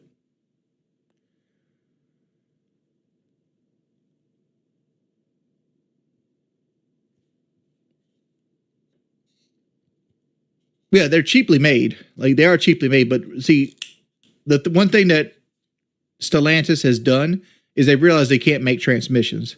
So they don't make transmissions anymore. They buy them from a company called ZF Solutions. And ZF Solutions also made the 8 and 10 speed in GM, but the GM and Ford, which they went in together with to buy the 10 speed from the ZF Solutions, they changed certain things, everything they changed ends up failing on them, right? Like you have valve bodies failing on the GM side. You have that that canister sleeve. I don't know what it's called off the top of my head, but there's basically like this big shell that sits in the 10 speed on the Ford side that ends up cracking up the side of it because they make them cheaper to make more profit off of them. So like ZF Solutions makes these very stout transmissions with a good full metal valve body, and a GM will come in and be like, let's change these valves to aluminum to make them cheaper because we're going to sell 1 million of them. If we sell 1 million of them and we make $10 off, this 10 million extra dollars that we're going to put in our pocket, right? So that's what ends up happening. But like almost all, like ZF Solutions makes a good product, and Dodge is the only one that doesn't fuck with it. I don't have a Raptor. I have a 21 Trail Boss. I just told you. 21 Trail Boss.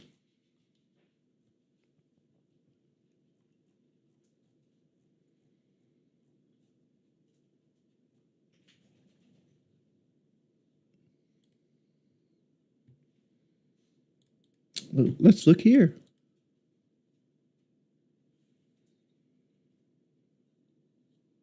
This is Kelly going out in her kayak. It's being blurry.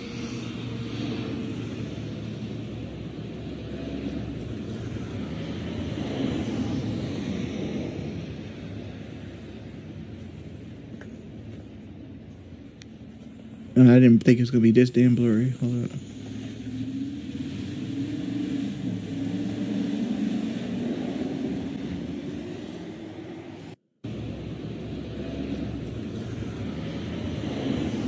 But no, that's my truck.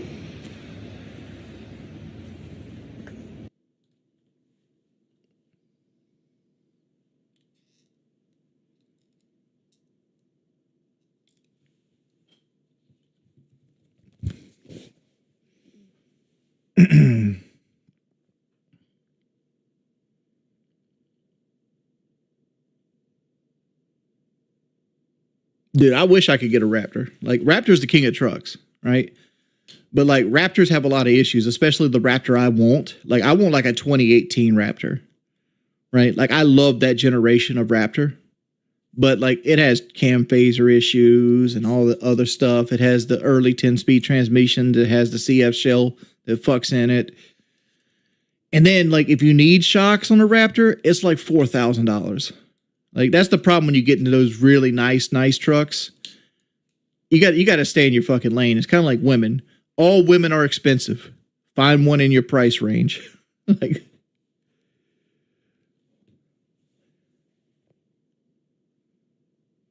well, like my Trail Boss has all kinds of issues. Like, it has the 6.2 in it, and the 6.2 right now is going on has an issue where like the crankshaft bearings eat themselves, and the GM's answer to this was going to thicker oil, and they give you a 150,000 mile warranty. So if the engine eats itself in 150,000 miles, GM will put a new engine in until you reach 150,000 miles.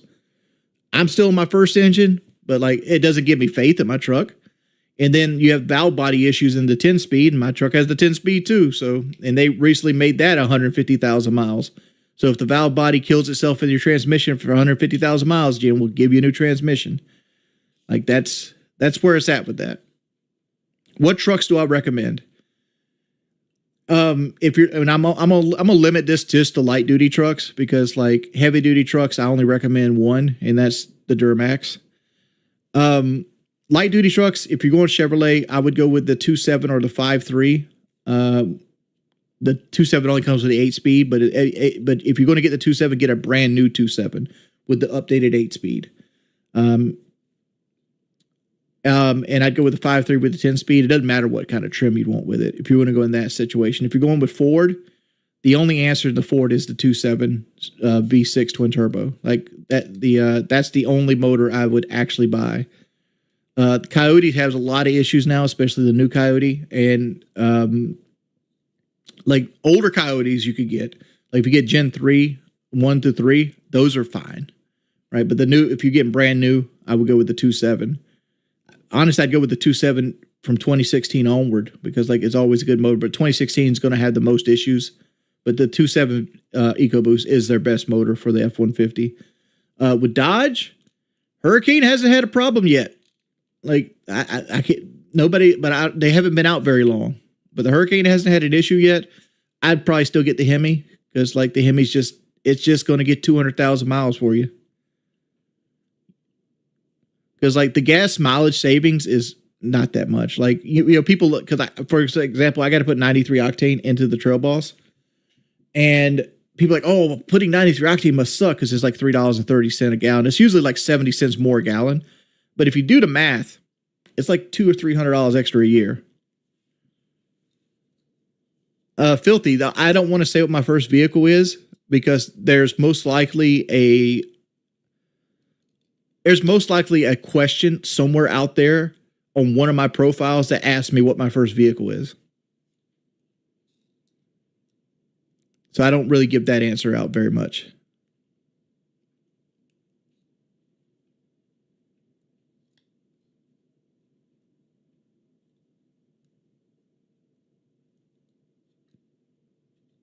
Oh, to Toyota? Well, if you get the iForce, you're good, but the new one has issues. The 3.4 liter twin turbo V6, it's having issues right now. Dr. Gray's come to help us.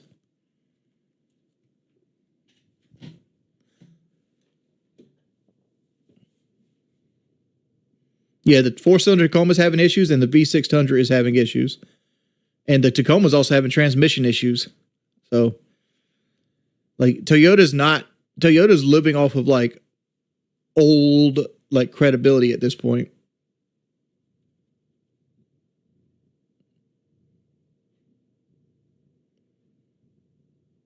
Yeah, the 4-cylinder Tacomas are having issues. They're not catastrophic issues, but they're having them. They're not like, oh, I'm on the side of the road.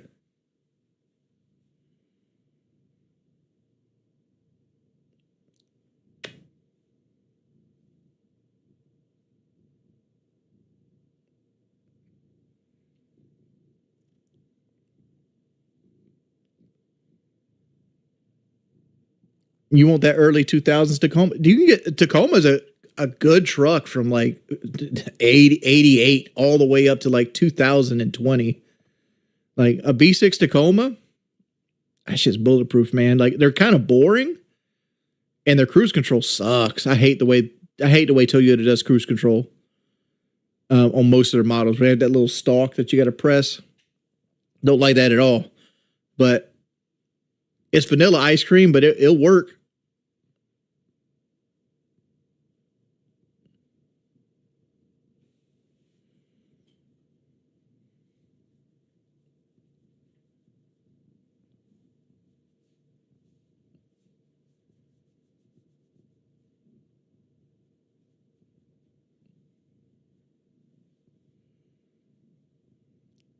Your first car was a Mitsubishi Lancer? Dog, why you miss that car? Don't buy cars for people that killed Americans.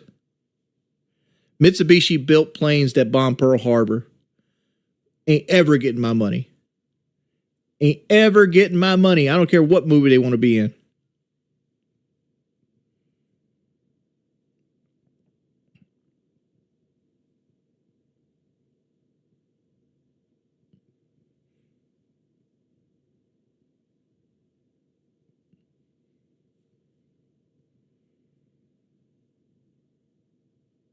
Cars with shapes and not cookie cutter generic shapes. What do you mean, Hopkins? I understand it's what you could afford. That's where most people get their cars, right? It's what you could afford.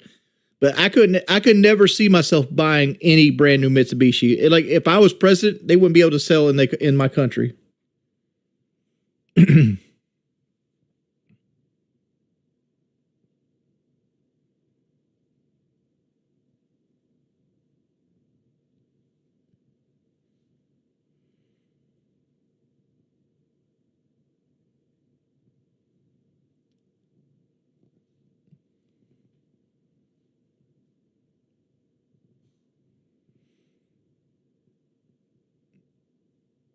Well, I mean, like most Chevy trucks are made in Mexico.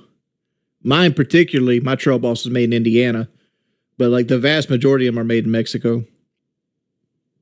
Like my red truck was made in Mexico. That pissed me off. With like the problem, what I hated the most is like when you got down underneath it and you looked at the frame rail, there was this big sticker that says "Made in Mexico" right there. It's like, you motherfuckers. I had to rip that bitch off, pretend it didn't exist.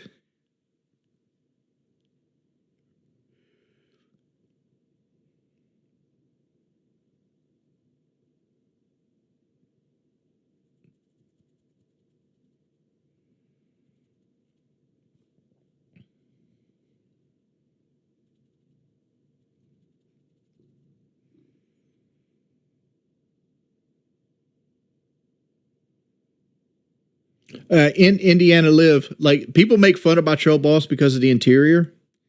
Like because I have the old interior of my Trail Boss, but that's the one I wanted. Because I like the new interior, that just seems like it's something to fail. My wife's interior is like the new Silverado, where it's like the digital gauge cluster and digital everything's touchscreen. It's like when this fails, it's going to cost money.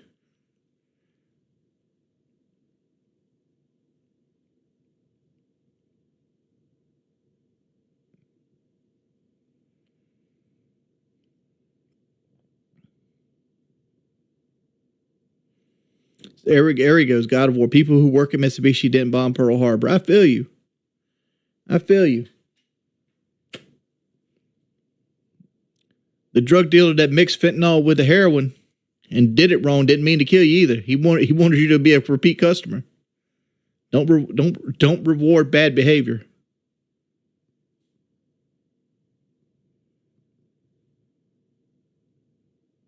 My favorite Watch House song, The Wolves.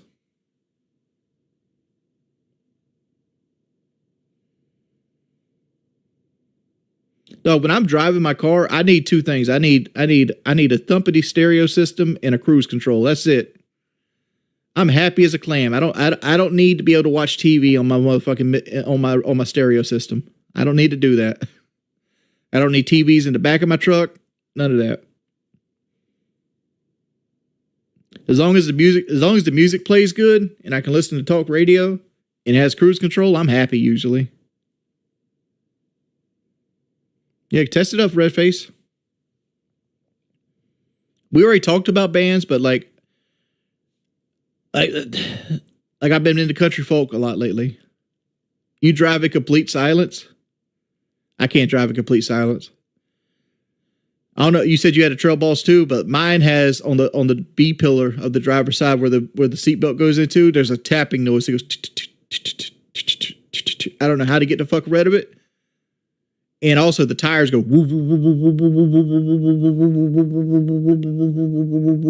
So like driving in silence just annoys me. So I got to listen to my music or something.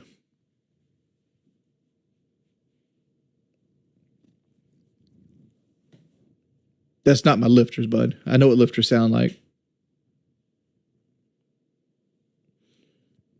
Look at there, the Chewy.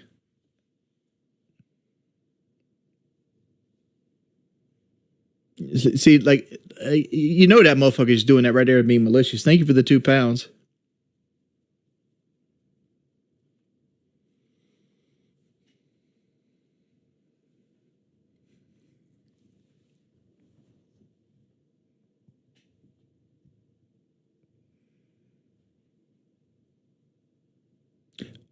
Learning to play an instrument? I'm glad you asked. Hold up.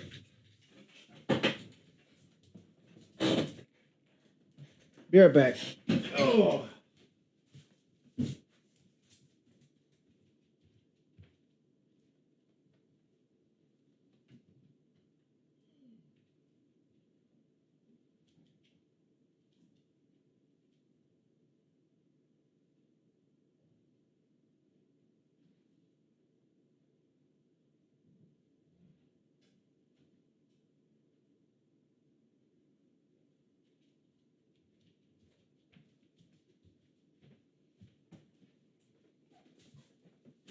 Oh.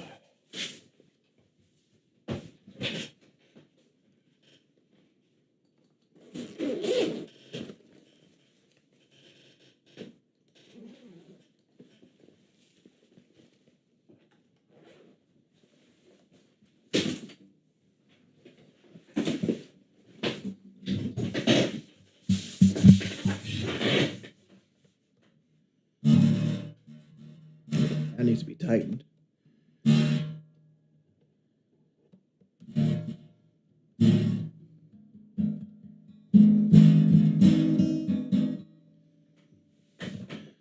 But I bought this bad boy 10 years ago. And I've always wanted to learn how to play it.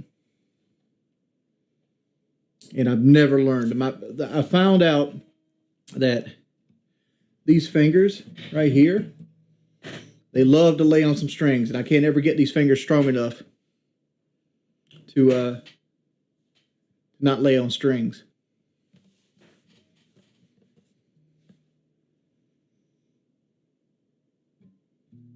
I've always wanted to learn how to play this bad boy. I've always kept it. I've never learned how to play it.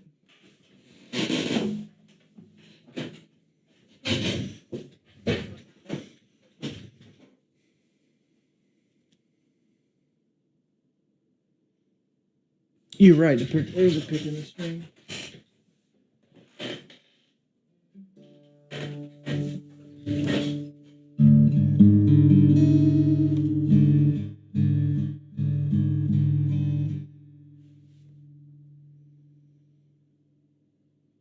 John Henry told the captain, a man ain't nothing but a man.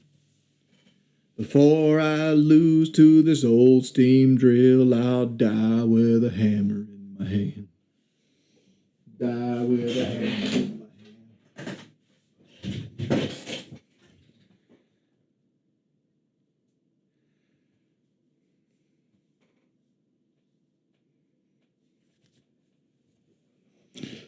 Oh.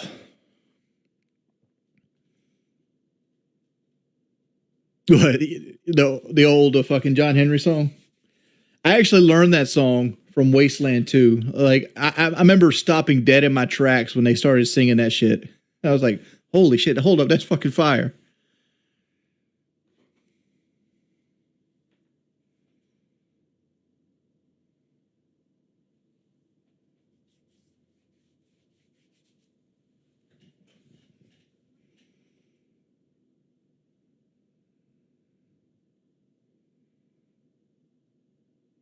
I don't know, like music's a huge part of my life. Like honestly, like I love music so much. Like one of the things I did with like some of my low-cal money was I built like this huge like music listening like room with like an OLED TV in it. I call it my theater room.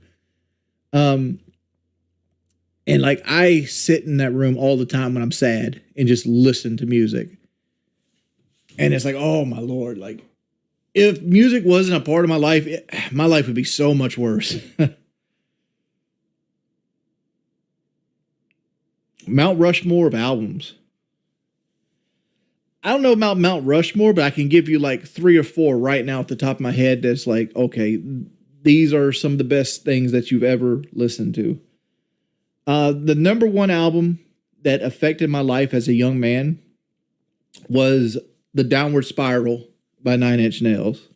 That was the number one album, because I did a video of the top 10 albums of all time that influenced me, and The Downward Spiral was the number one by 9 Inch Nails. Number 2 was Melancholy and the Infinite Sadness by the Smashing Pumpkins.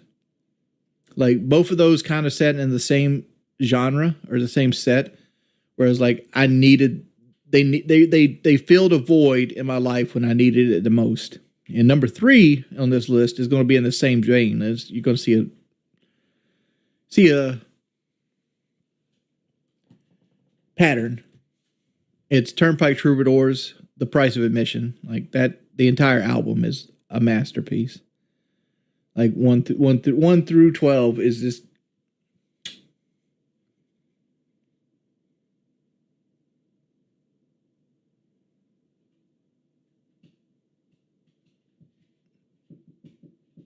Yeah, I think Melancholy and Infinite Sadness is better than Siamese Dream.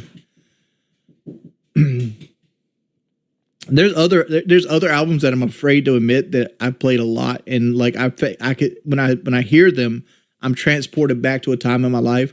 And one of those albums, and this is gonna catch people off guard, it's The Green Book by Twisted. Twisted is like an offshoot, like Insane Clown Posse band, but they made an album called The Green Book. And like I listened to the album so fucking much when I was a pizza delivery driver.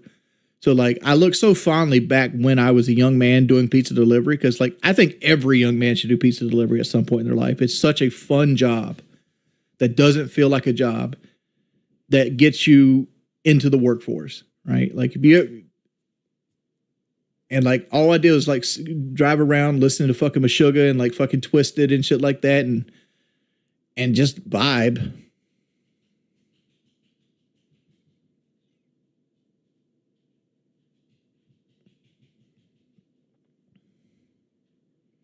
Coulter Wall. I like a couple Coulter Wall songs, but I'm not crazy about him. Like I like Sleeping on the Blacktop. Like that's the one I have in my playlist, Sleeping on the Blacktop.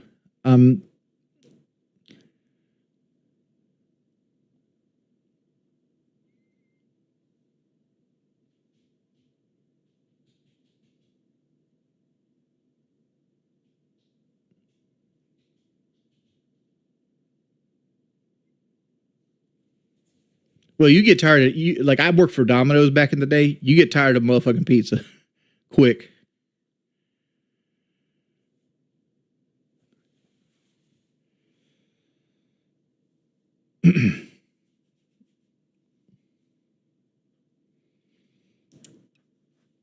I was going to say like the fifth album was actually a Nirvana album, but it's kind of like a Nirvana Meat Puppets album. I really really love Nirvana Live. Right, Kurt Cobain in like '92 or '93 did a MTV live session, and he did it with the Meat Puppets, which is a band from the '80s, like a grunge band, and he did a lot of Meat Puppet songs. Chill out, baby. And he did some Nirvana songs, because like a lot of Nirvana songs didn't play acoustic well, but the Meat Puppet songs did. So he did it with the band Meat Puppets instead of his band Nirvana, because they knew how to play the songs on acoustic already.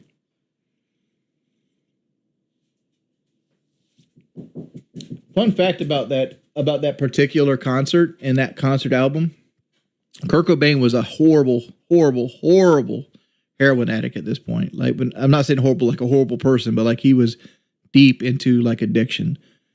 And there was like a rehearsal they were going to do before they shot the actual thing. And Kurt Cobain was on the floor, passed out, couldn't even speak. So like one of the MTV like executives had to run down the street in New York City and find somebody with heroin and buy heroin for Kurt Cobain and come back and give it to him. And this took place at the same time they were supposed to be rehearsing the unplugged version of the event. So what you're seeing is Kurt Cobain doing heroin, waiting 15 minutes, and then coming out and doing this set unprepared. And like one thing I enjoy about Nirvana, and especially like with like live, is like Kurt Cobain came out with raw emotion. Like you can't mimic that, and the AI will never mimic that.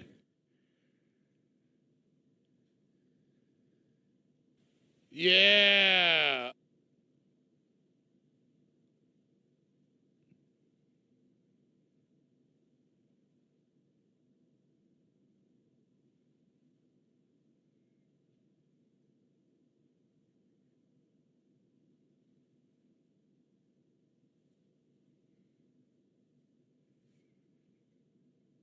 Well, here's the thing. Like one of my favorite band all time right now is Turnpike Troubadours. It used to be Mastodon, which I didn't name a single Mastodon album. If I had to name a Mastodon album, like it would be Leviathan. But obviously, like not very many people like Leviathan. It's a very particular taste in music to like Mastodon.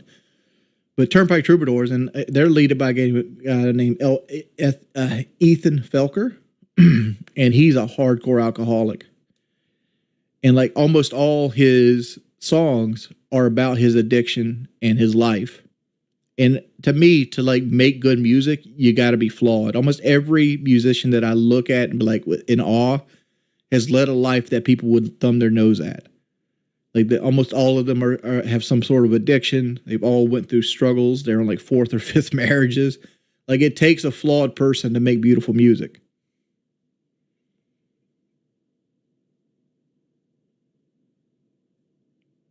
Like one of the best rappers of the current generation was Juice WRLD.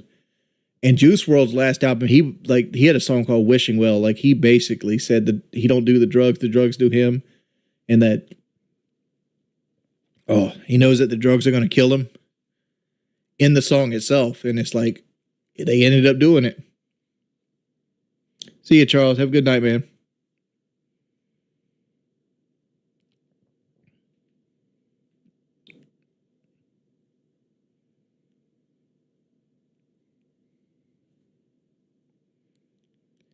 Oh, people are saying the Epstein file that Kurt Cobain was murdered.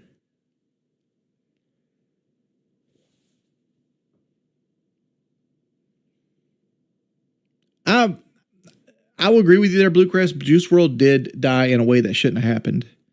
Like, honestly, if I'm Juice WRLD and all these motherfuckers are leeching off of me, and I know the police are about to go arrest my ass, and I got this pocket full of whatever I had, y'all gonna take the L. Like, line up. Everybody's taking some. Everybody getting some. We're all high today. We're all going to jail. Yeah. You know what I'm saying? Like, it's time. It's time to earn your own motherfucking money.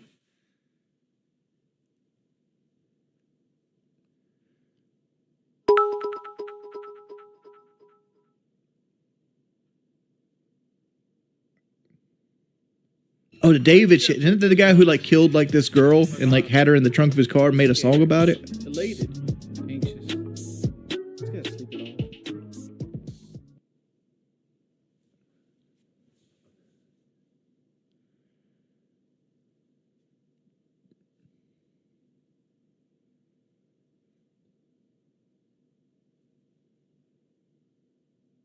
all. Chris Cornell's dead? Hold up. Yeah.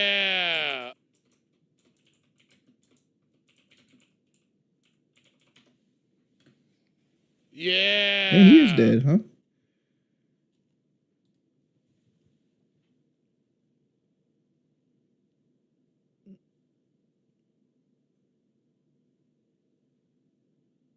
Do I like System of a Down? Yeah. Why wouldn't I like System of a Down? They make music that fulfills into. It's like System of a Down makes music based around my philosophical beliefs.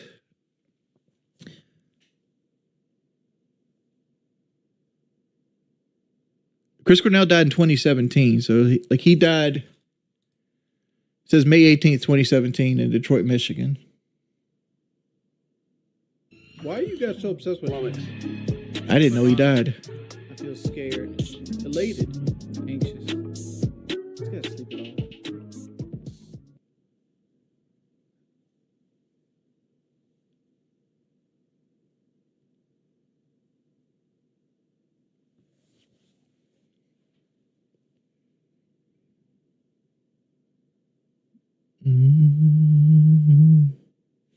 How old was he? Why are you guys so obsessed with him? Like, honestly, I feel scared, elated, anxious. 52. He's got to sleep it off. Oh, Temple of a Dog. Of the Dog. I fucking love Temple of the Dog. Audio Slave, Soundgarden. Like, a lot of these just get mixed up with the wrong people because they get into drugs. Bailey, baby girl. Go to the other room, please.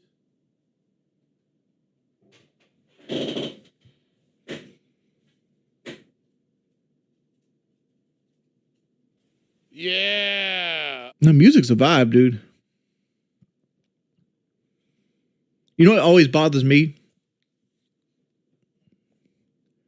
I hang out with Kelly a lot when she's at work, and like she gets put on hold all the fucking time at work. And like there's that music that they play that's always like some sort of like violin or like maybe a little horn.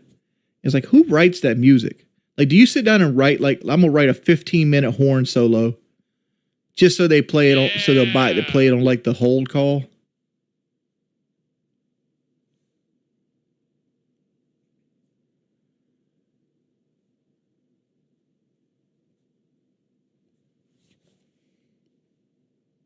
We're probably gonna get off here in a second, David, because Bailey needs to go get her bath today. I said the word. She's gonna run now. What's Kelly's favorite song? Why are you guys so obsessed with it? Like, honestly, I feel scared. God, she's gonna get mad at me if I don't get this right. Just gotta sleep it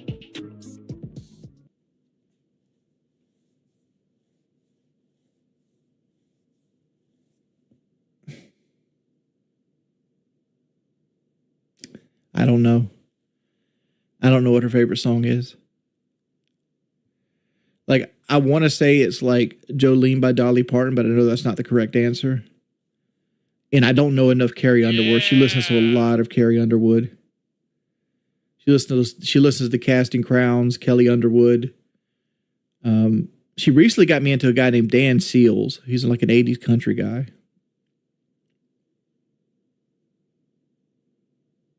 Oh, I'd love a mushroom pizza. But it's 5 o'clock in the morning. He get no mushroom pizza at 5 o'clock in the morning.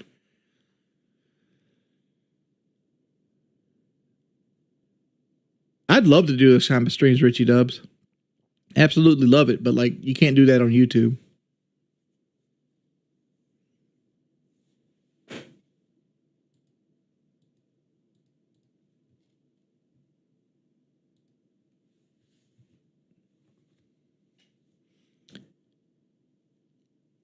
I've never got into the Grateful Dead. Like I've tried multiple times. Maybe you got to be on acid to listen to it. I've never found a Grateful Dead. I'm like, oh man, this is a vibe. I do not stream on Kick. I stream only on YouTube right now, but I need to multi-stream. But I said we're ending soon, so we're losing viewers. I want to give a big thank you out there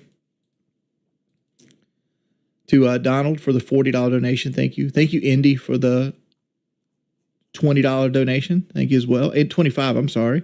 Thank you, Chewy, for the 2. Thank you, Ian, for the 2. Thank you, Mizuk, for the 2. Oh, I messed this up completely. Like Etro Ari Styles, check out Tormented Souls 1 and 2. I'll have to do that. BRS, thank you, Big Hoodlum. Thank you, D-Lammy, for the 2. Thank you, Burn Goat, for the 1. Thank you, Hold My Nan, for the 38. And thank you to Force for the 10. Hope everybody had a good time. Get some sleep, boys. I'll see you guys later.